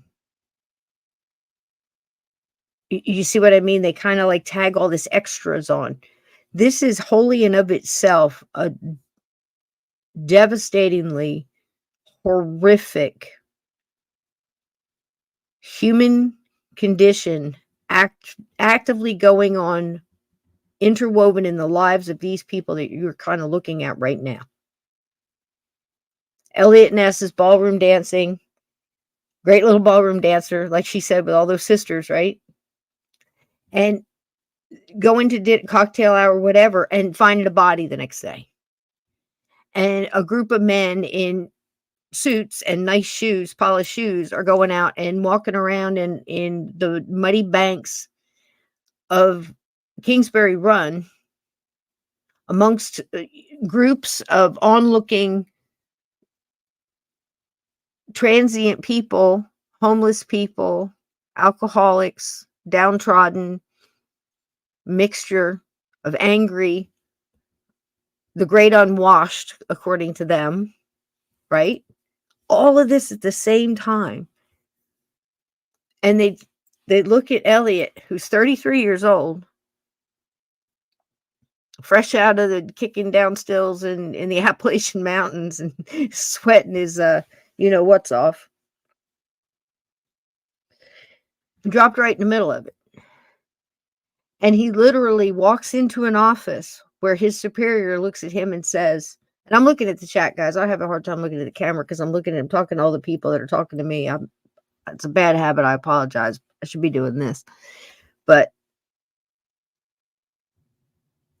he walks into the office and the guy says, you have to stop this guy.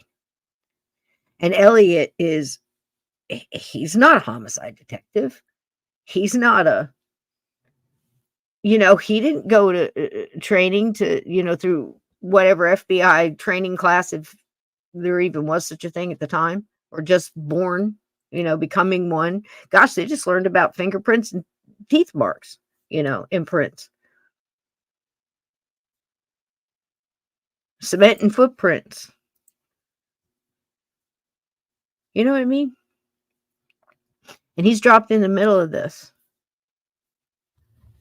It's quite the story. And I love her. I absolutely love her. And I'd love to have her on the show. And it's what a treat. And please go. This is on YouTube channels. Like I said, I couldn't find one. Cathedra found a website, the same one I found, that had the sun on it, and some of this information. But there's no direct YouTube channel I could send you to, but I will put the link to this one. Most of these are in libraries that she goes and does the seminars. So that being said, you can have this link. Okay. All right, let's get started. A few more minutes of this and then we'll finish up. Primarily to make certain that he had a really good police force on the job. And he did that because of making sure that we would have a police training academy. Believe it or not, when he came here in 1935, we didn't have a police training academy. What? So he immediately instituted one under his watch that he modeled after the FBI's. All of the current police officers who were on duty at the time also had to be trained within the academy. He made the civil service test a little more difficult to pass. He tested a candidate's temperament as well as their physical conditioning. Smart. A lot of the officers that had been on the force through the Great Depression and Prohibition had gotten a little lazy, you might say, and weren't really up to the same standards Eliot Ness wanted for his police force. And so he insisted that they all attend the academy. And that was something he started in his day in 1937 and is still operating pretty much the same as it did when he began. He also noticed that although we were the 5th largest city in the country, other major cities had a motorcycle brigade, but we didn't. The cruisers were expensive and we only had 32 of those. And so he knew that a motorcycle could go in and out of a traffic situation a lot easier and more inexpensively than tying up one of our cruisers. And so Eliot Ness is the one who started our motorcycle brigade that we have even yet today. Eliot kicking ass. Look at him. Horses, of course, have always been popular in Cleveland, and we've had a mounted unit since really the beginning of the city over 200 years ago, when it was the early county sheriffs that watched over the city.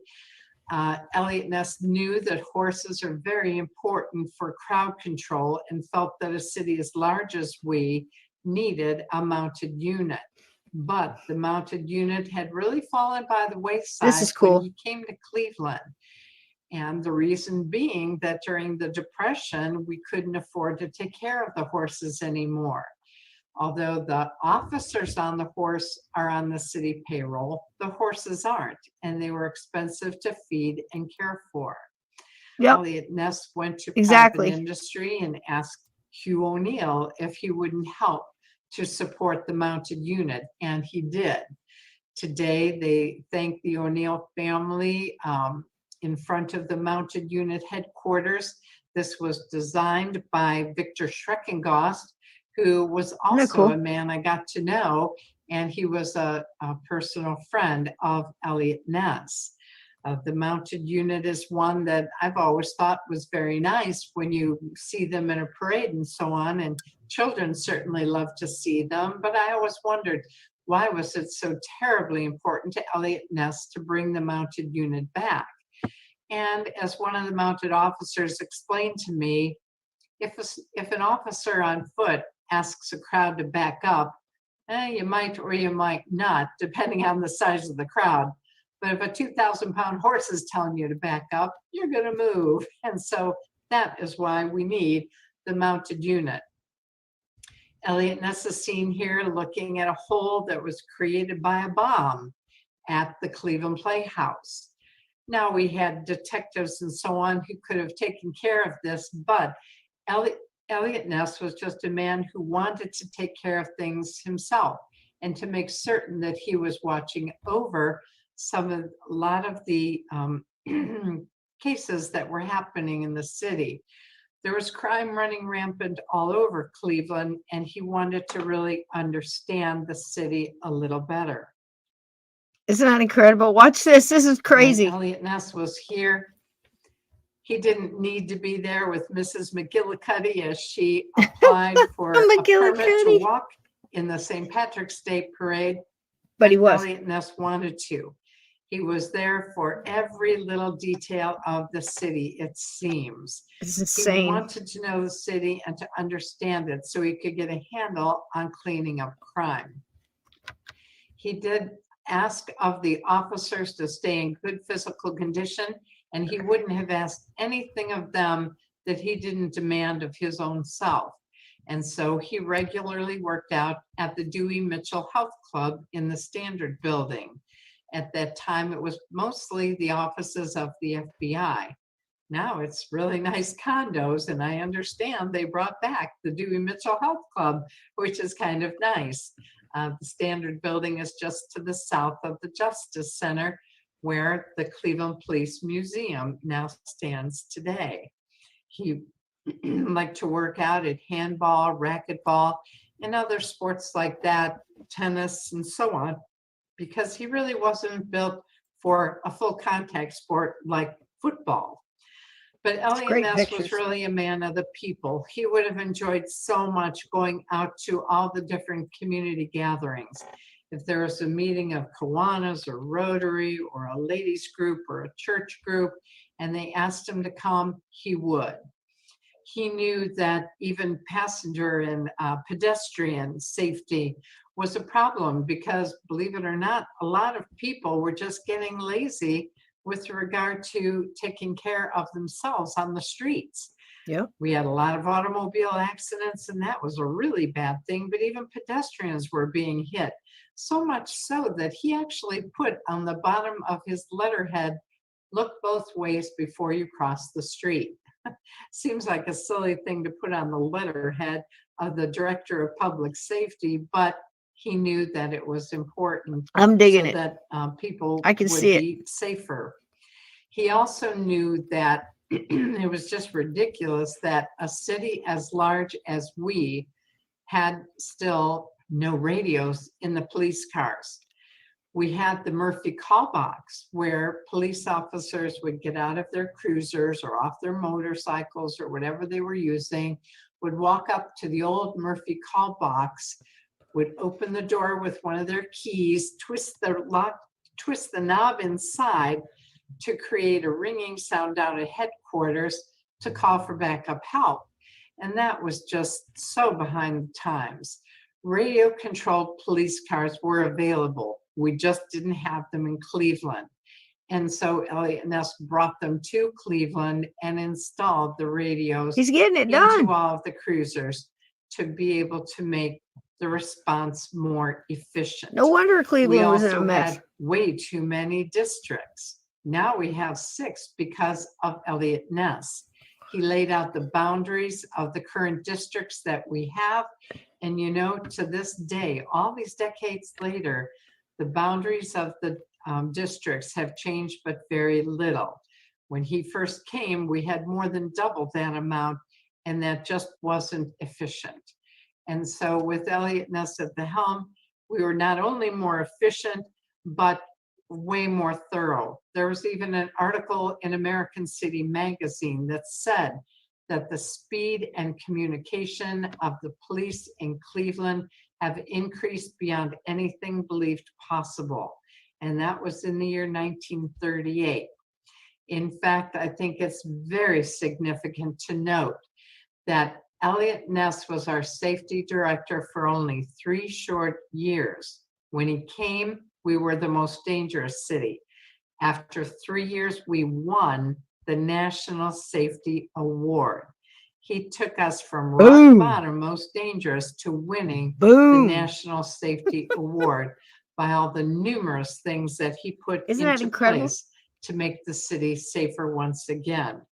He also had radio patrol cars That's insane. going around the street looking to see if there was trouble on the street where maybe we would need another stop sign, perhaps a crosswalk, or whatever would be necessary. They were out there looking to see what they could do to make the city safer again. Believe it or not, we did not have EMS or What? ambulances when Eliot Ness came to town. Full stop. So he started the Accident Prevention Squad. Now, this would go out to community gatherings, it went out to schools, and it allowed the police to interact with the public. Most cars at that time, mind you, were solid black sedans, as were our 32 police cruisers that had been going by unnoticed. But this car was called the Canary car for a reason, because it was painted a bright yellow. He also started with our first ambulances, which also kind of doubled as a paddy wagon, and he painted those a bright red, white, and blue. Red with a white stripe and the blue, put a cherry on top, as they call Very it, cool. which was that singular light that let people know it was police. That made the headlines of the New York Times, because prior to him bringing in these cars that the public noticed, they were just other black sedans driving around, and the public never really noticed when the police were coming by.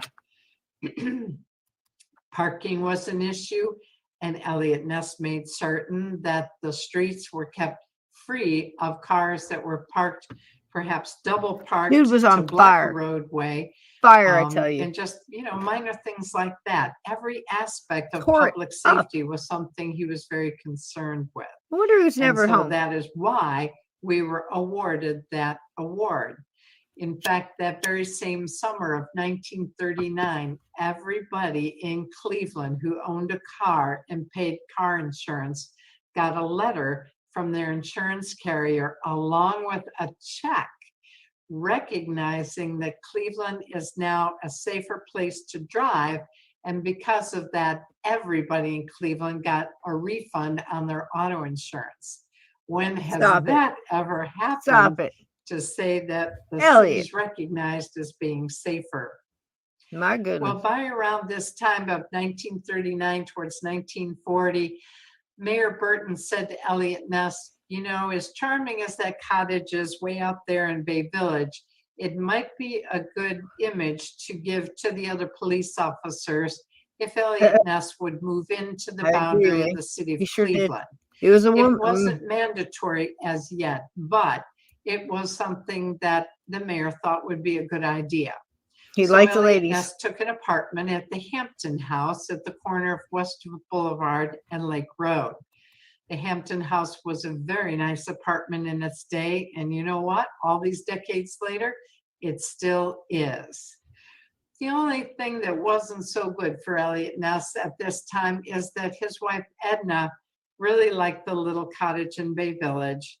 She didn't want to move into an apartment closer to the city, and truthfully, because he was just never home, and they had hoped to have children, and it just wasn't to be. She didn't feel much of a connection with him, and she asked for a divorce. They were quietly divorced, and she moved back to Chicago, where she moved in with family, and she always kept the name Ness and never married again. Eliot moved into the apartment as was recommended. it wasn't long after that he was still being sociable and going to all those, blue plate dinners down at the fancy auditoriums and ballrooms that we had in Cleveland. Oh, goodness, the list is so long. The Statler, the Auditorium Hotel, the Hotel Cleveland, you name it. We had big bands here in Cleveland. Yep. For $1.50, you could get a blue plate special dinner, and you could dance the night away to Benny Goodman, Tommy Dorsey. Good stuff. Bob Hope was here, Bing Crosby, you Wow. name it. The Wow. big names were here in the 1930s. And since Eliot liked to dance, that's where he would go on a Saturday night. That is also where he met Eveline McAndrews.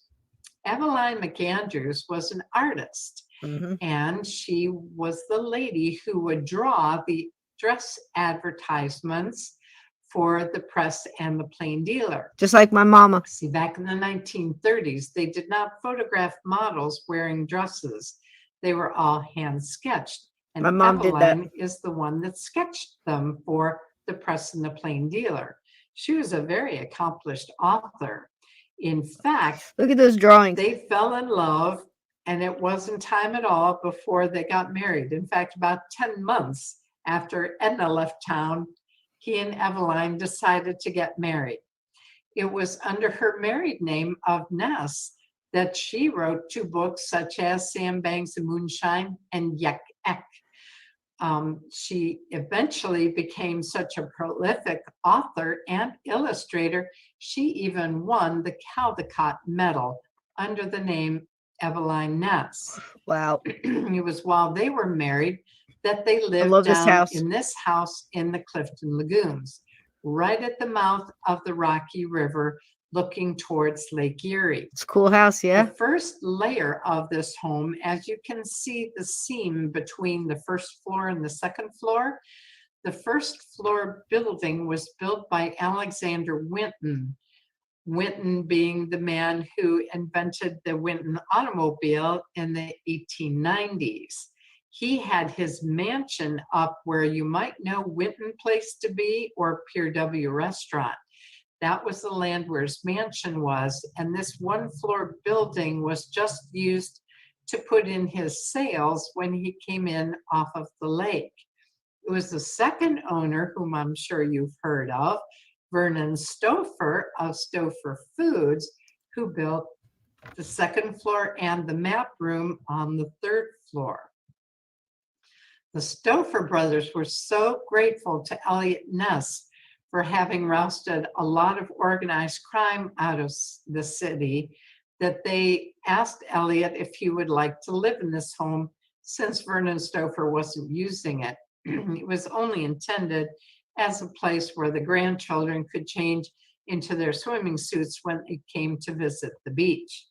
The 3rd floor was wonderful. Eveline loved the home. To have that map room up there with windows all around was great for her writing and her illustrating. Strong too, I bet.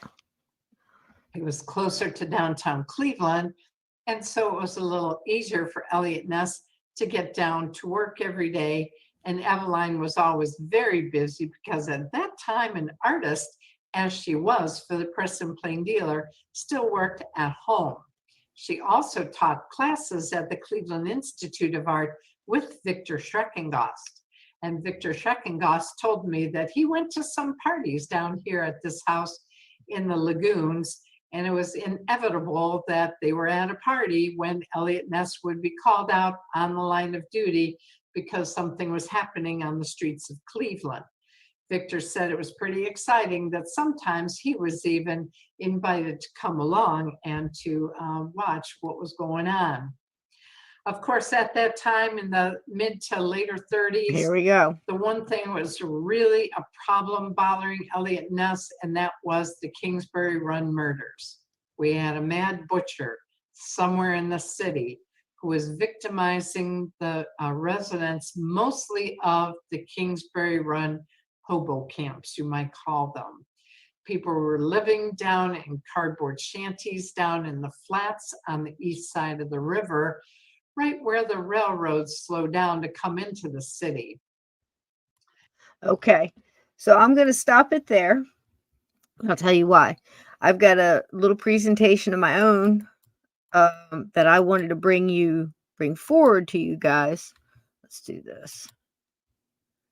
When we start doing and getting into the whole thing. But I wanted you to see that. And thanks again to Miss Rebecca McFarland. And thank you, Kathita, for dropping the link to that little website that she's got there.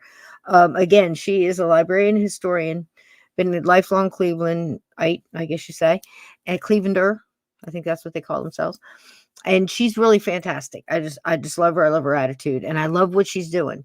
But again, it's kind of a spoiler alert, so I wanted to stop it there. And I wanted to reach out with this and end with this real quick because I thought this was cool. But the number one thing about, because we got to get out of here, I know.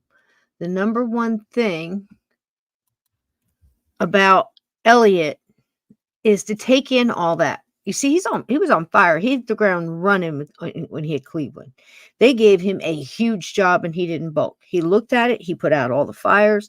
He created all those things so quickly, straightened out the parking, the jaywalk, and even put that look both ways before you cross the street on his letterhead. Safety director. It's cheeky. I like it. You know, he had that way that politicking without really, without really doing so. He saw the problem, he saw a solution, and he did it. He did it quickly. He did it, under a lot of pressure. Because I wanted you to hear that whole thing that he accomplished. Things are still, they didn't have ambulances. They didn't have the motorcycle brigade. They didn't have the horses. He got that straightened out. He got all that stuff sorted, like bang, bang, bang, bang, bang. Kind of attitude he had. Meanwhile, he's going through divorce. All these things on his back. This is one of those kind of guys, we wish we could have, a couple dozen, right?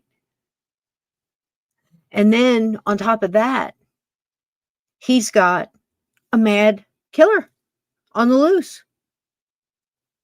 There were times that man you just saw portrayed looking good, dressed like he was, out there working long, long hours, didn't come home till 10 o'clock at night. They said it was unusual for him to even leave the office. And I guarantee he probably went out and had a couple drinks and maybe some dances most nights because he was that kind of guy. But he was also the guy that was under a lot of pressure to stop these killings. These are horrific. And on top of that, the suspect, the number one suspect, who you will meet, had ties with a high political figure that was on Eliot Ness's back. He's up against that. They dropped a 33-year-old in the middle of this raging, full of crime and degradation city. I'm sorry, I miscalculated. I thought it was number 3. It was number 1. Even better. And then they get the safety award a year later. That's impressive. And it seemed common sense. So that little thing that we hear about, the only thing needed for evil to exist is for good men to stand by and do nothing. Think about it. When they say one person can't make a difference, think of Eliot Ness. Think of some other people. Came in, made a difference under a lot of pressure, under a lot of people fighting them. Got a lot done. Got a lot done really quick.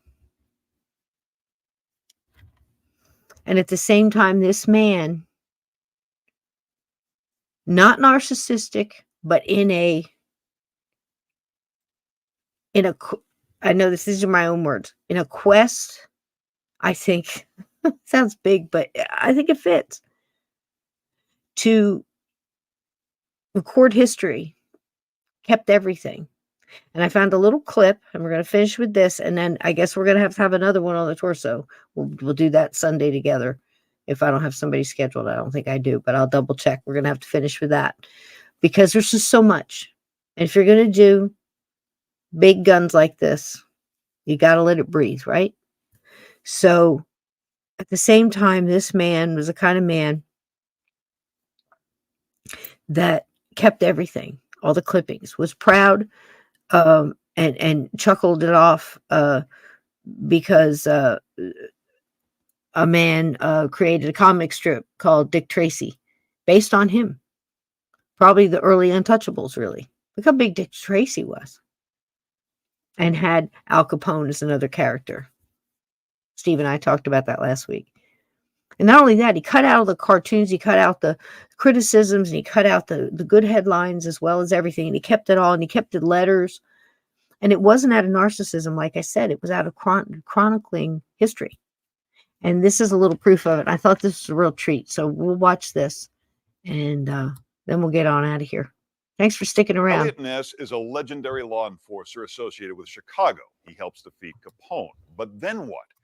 His career continues in Cleveland with its ups and downs, and it's also when the Untouchables story really starts to take shape.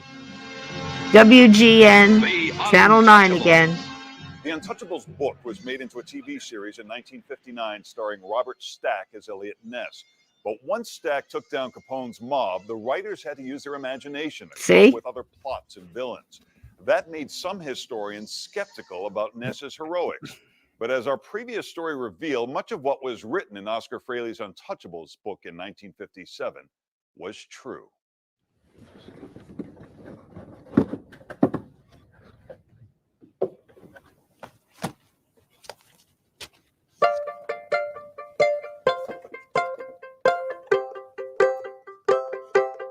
Look what you get to see, folks. These are Eliot We Ness's visited the Western Reserve Historical Society in scrapbooks. Cleveland, which houses Eliot Ness's scrapbooks. Included in the collection, Ness's typed memories that Frehley used Look to at write that. the Untouchables. This is straight from Eliot. Yeah, this is the genesis of the Untouchable story as we know it. Oh, it's right. Is that not something? What a treat. His The Ness agents lined files. the men up against the wall, and Marty picked up the guns, putting the 4 revolvers in his belt. And as he had entered with a sawed-off shotgun, he now had 2 shotguns. After taking control of the first floor, he went to the second floor, which was the brothel. He again made the announcement that the federal raid was on. This is as close as I've ever been, really, Wow. to what Ness was doing in Chicago. This is his memory. About this time, the law-abiding He people typed of that. Chicago had just about their fill of gangs, gangsters, and killings. Federal government also had about enough. President Herbert Hoover sent for George N.Q. Johnson, and together they planned the downfall of the Capone mob. This is a real piece of history. Yeah. Ness Bet it defeated is. Capone in 1931. Prohibition was repealed in 1933. Yep. In 1935, Ness was hired to be the public safety director of Cleveland, the 5th largest city in America at that time. He was just 33 years old. We're looking at the Chicago American, and the headline is C6 Capone AIDS and Raid. John Grabowski obtained Ness's scrapbooks from the Ness family.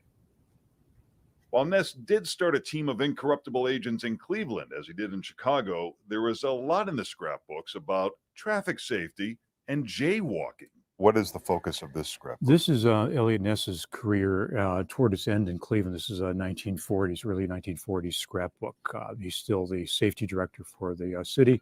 Basically, Eliot kept his archive, so to speak, as scrapbooks. So it's not only newspaper clippings, but you'll find letters in here. You'll sometimes find photographs. Not that he was a hoarder, but he was, it was an extremely tidy set of records that he was keeping of his career in Cleveland. So you're looking at the Cleveland side of the papers of the man who is the focus of probably the most iconic crime story in the United States, the Untouchables.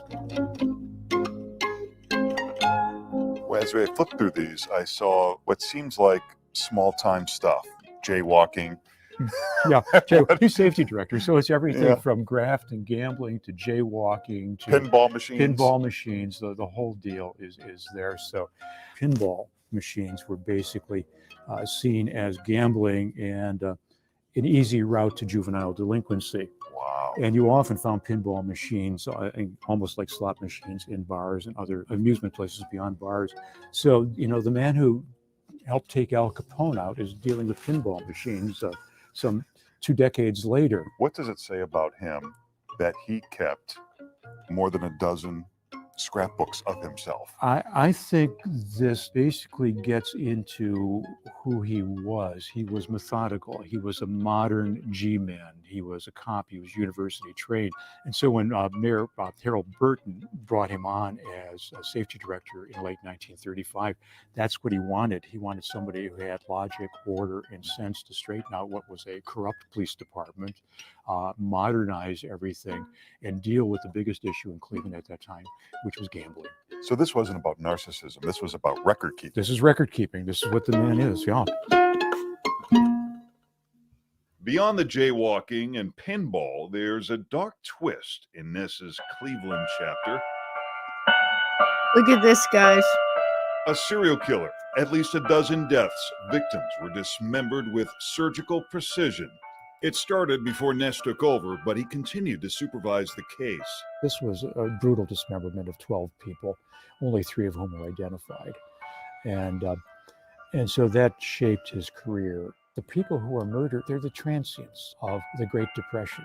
You know, the unemployed who are on the railroad cars, living in shack towns. And so when these people are murdered, with several exceptions, nobody can identify them. Nobody knows them. And so he decides the way to clean up the situation is he goes in and he destroys the shack towns, which does not make him very popular because he's basically going in and taking the homeless towns and they're burning them down. At Cleveland's Great Lakes Exposition of 1936-37, police used plaster casting death masks of victims in hopes that one of the more than 1 million visitors could identify the victims. After Ness retired, he got postcards signed F. Sweeney, taunting him. Sweeney had been a suspect because he was a doctor with some surgical experience. We're opening one of our discovery That handwriting. drawers. Starts here exhibit that housed the original 5 postcards sent to Eliot Ness by the suspected torso murderer. But you can see sort of the typical thing, the handwriting and the newspaper clippings that are pasted on the back of the cards, and then just sort of bizarre language. Officially, the case remains unsolved. It's an upward arc all the way through Cleveland, and even. Did you get a different understanding or a better understanding of who he was as a man by So important. Yeah, I did. And it's hard. I think it's hard for all of us to take a figure who becomes a celebrity and then is taken by Hollywood and depicted in one way or another with the series, the TV, the movies that have followed. So how do you get to the reality of a celebrity? Finding Eliot. The only way you can, and I'm a historian, that's what I do at Case Western Reserve, is you try to find original documents. Let that person speak for herself or himself. So this is close. 100. What do you think was similar to the Hollywood portrayal of Eliot Ness, and what was different from the Hollywood portrayal of Eliot Ness? What I see similar is, I'll go back to the Robert Stack era, if I would. Stack is clean cut, young, and he's well trained, and he's on the ball, and he's sort of neutrally fearless. That then will complicate another side of Ness, which is his personal side, which we don't see much of. He's married 3 times. Prohibition's over. He likes to drink. Yep. He's a social butterfly, if you want to use that term, with his second wife in particular. So there's this other Eliot that's there and not as well documented as I would like to see. It's the private Eliot. Yeah. So still a bit of a mystery there. There's a ballroom mystery, dancer. Eliot Ness passed away in 1957 of a heart attack. He was 54. He never lived to see his famous memoir published or his portrayal on the big screen. Some doubted his exploits, but not his enduring legacy of the professional, incorruptible federal agent.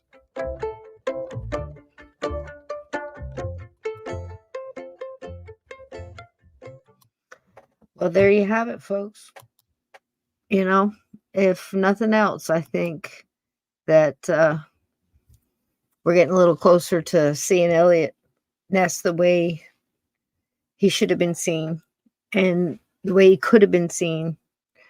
We're not even near close to the end of the roller coaster here with him. He's just getting into the deep fall and the dip. But as we're thinking about this, and we got to wait a little to finish, and I'm glad you guys are sticking with me because it's so worth it, the finish for where he was. Well, you see that. And that's why I chose to go back and forth. Kind of, it wasn't a story you could kind of start beginning to end, because there's so much that means something and connects back to tells you about this man. I mentioned to you guys the cups, almost like, my cup runneth over. It's like you reach the finish line, you get to hit the ribbon, and you get the trophy, and people fist bump you, and you're, yeah, we did it together. You get that crescendo. He never got to finish, and he had it. He had Al Capone, and he didn't get to put him in front of everybody and go, we did this, we're part of a team, and he handled it well. He's about to go through it again. And well, let me take that back. I don't want to say most, quite a few books, authors, maybe, other people who have written on the subject in blogs or whatever. Some go that way of the torso killer was what took out Eliot Ness at the end, because it made him insane, and it made him crazy, and it made him drink too much, and it put him over the edge. And it gave him a heart attack at 54 in his kitchen while his wife was in the garden in the backyard. Sad end for such a wonderful man. Didn't get to see his book published. Didn't get to see the fame and the glory. And have his name remembered. You can take that path. But I don't want to leave Eliot like that, because I think there was so much more to him. And in all this research, I never heard he was a belligerent drunk. He was a mean drunk. He was a nasty, sloppy drunk. He was mean or hit his, again, we're getting into semantics here, He never had any of those problems, never an ill word spoken. Other than he was a hard worker, and he did a lot of things. And he did a lot of things for Cleveland. I think what got him was, for some reason, he couldn't hit the exit at the right time. He couldn't hit the door opening at the right time. Because this man did all that stuff for Cleveland. And then a bunch of his people he worked with said, you should go for mayor. It's coming up, and you should do. He put a lot of money and personal drive and time and everything else. I mean, look at how he goes that stuff. He didn't go out half-ass,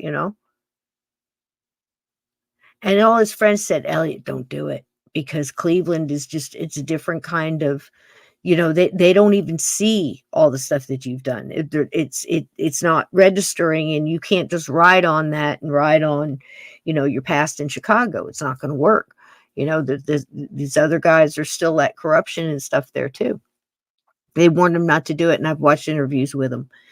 And you see that picture of him riding in the car, and he's about to run, and he lost so bad. The people that he had helped in Cleveland do all the things that he did wouldn't even put him in as mayor. It did that much and showed what he showed. And that is my opinion, what got him, the taunting and everything else, and how the case wound up. And you keep hearing the case was unsolved. Well, it's very much like the Al Capone story, where he didn't get him. He was done on taxes. It's similar to this one, because he was pretty darn sure he knew who it was. And if you hear the whole story there at the end, what Eliot winds up doing, because he was so sure.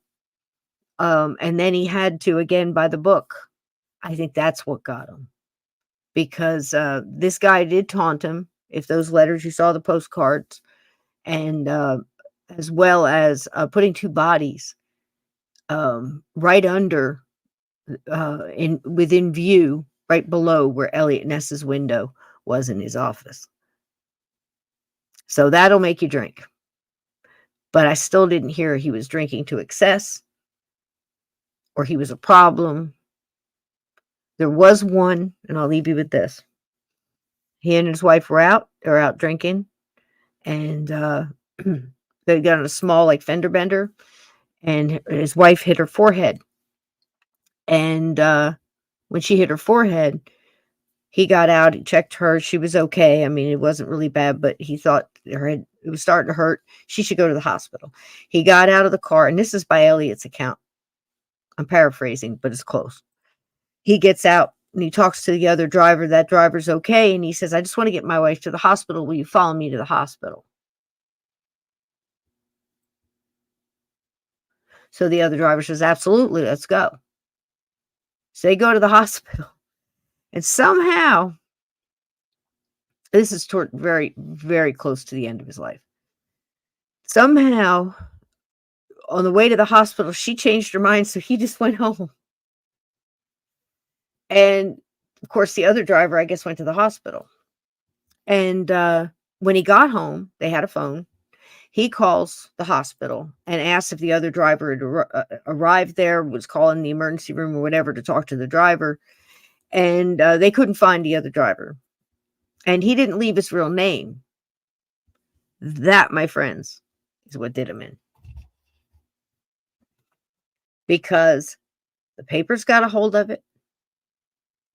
Now he just broke one of his laws because he left the scene of an accident. He didn't leave his real name. It looked shady. Why would you leave your real name? I can see why he did it. I can see how they made it look, and it worked both ways. But that's my opinion what did him. Because that's what they blasted in the papers. This man that had done all that. And again, I'm not making excuses for what he did. I wasn't there. But that's his account of what happened. So, there you go. You be the judge. But with all the things and, all the stuff, what outweighs what. But he did, I think it wasn't very long after that, he walked away from that and going for mayor. And that just... It was really bad, and that got him too. They wound up leaving there and going to Pennsylvania, where he did some other stuff, and we'll talk about that. But if you reach out there this week and you look into these wonderful people, if you look into Rebecca McFarland, I highly recommend her website. The clips that you'd seen tonight were WGN Channel 9. They did a couple little special programs. I thought that was wonderful, getting to see his actual scrapbooks and things that he had typed and pages. Some of the pages that he was looking through, those were the original manuscript that he gave to the writer. That was his copy that he gave to the writer to embellish and add color to. You know what I mean? And those were his accounts of the stories that happened that man was reading. And you got to hear that in Eliot Ness's printed words through that man. I thought that was kind of cool. So we're finding Eliot. You got to hear all of it, the good, the bad, and the ugly. What's coming next is horrific. If you can't be here for that, totally understand. I never try to, I saw some pictures and I'm like, I'm not putting that up, because we don't exploit it. But sometimes we have to kind of talk about it because it's necessary for the case or whatever. So I get it. If you need to tap the brakes and whatever. But I wanted to leave this tonight in case that happened, so you can kind of get the whole story there. Kind of got the gist of it. I'm going to get into more of the deeper stuff. And I'll see if Steve could join me since he missed tonight. I wanted to go over that with him. He had some input on that and he wanted to add to it. Maybe I can get him to come on Sunday and do it with me. So we'll shoot for that and see what happens, okay? Thanks for being here. I love you guys, and we're going to leave and get out. Sorry to keep you late, but that was a big story, and, yep.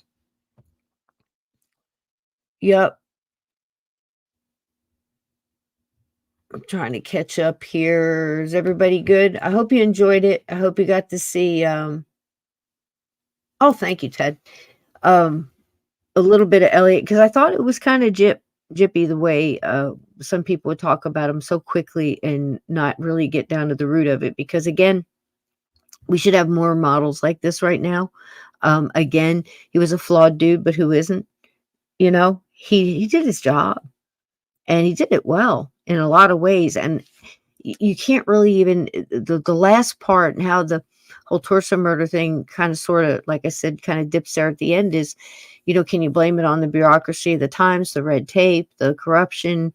Was it something, some loophole or some crooked judge or anything like that? No, at the end, it was a very smart, I believe, again, now this is my theory where I'm sitting tonight, psychopath, without a doubt. Somebody with, like the coroner said, medical knowledge and all this, military, possibly, just the different ways in the MO. And it's so interesting the way, everything is broken down as in so many criminal cases, true crime cases. But the person that probably did this, that would fit the description, is so similar to so many others, like Jack the Ripper and other cases, and is so similar to the Black Dahlia. And interesting to me, macabre as it is, that both of these suspects kind of sort of escaped the same way through the fingers, fickle fingers of fate, the weary hands of justice. So sad. It truly is. It's mind-boggling. Because if you really dip into the Black Dahlia case, the suspect, if you know, you know. I don't have time to go into it tonight, but let's think about this. If you know, hop on board. And the Frank Sweeney, who winds up being the suspect in the torso murders in the Kingsbury Run. And it's so amazing how much they match. And as a bonus, so does the suspect. Up into the point, and even kind of, if you stretch a little bit, the royalty thing with the Jack the Ripper suspect. Bizarre. But it's true. And I bet if you dug, there'd be more. Because there's something about a type.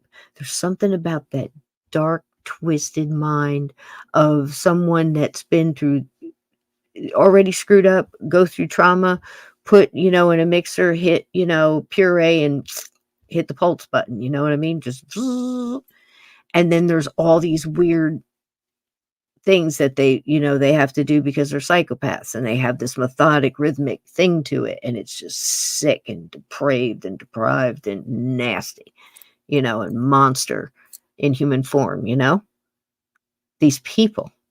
And the good guys that try to go up against them to get them out, why they have to carry the burden of, look, this thing happened and you got to stop it, and if you can't stop it, somehow that makes you that happened to Eliot twice. And a man still stood up and managed to give us the material that gave us the Untouchables. Made a lot of kids want to go out and fight crime, even though some of the people that they were idolizing, in that direction weren't quite what they were chalked up to be. But Eliot was. And he should be celebrated for it. That's all I have for you tonight. Thanks for sticking around. I hope you learned something about Eliot, or Cleveland, Chicago, Al Capone, Melvin Purvis, for the love of Pete. You got to see him, Thanks for being here for it. I love each and every one of you. I wish you love. Wish you energy that is pure light and love. I really do. We're going to need it. But know with it, within you, within agreement with us, you got everything you need to get you through the fresh hell week this coming. I love y'all. We got this. Keep the lights on. And here's a little somebody that we just love that's going to help you do that. Hey, if you got to put on a pink tutu and go around and bopping people over the head with a femur, a magic wand, you do you. I love y'all. Good night.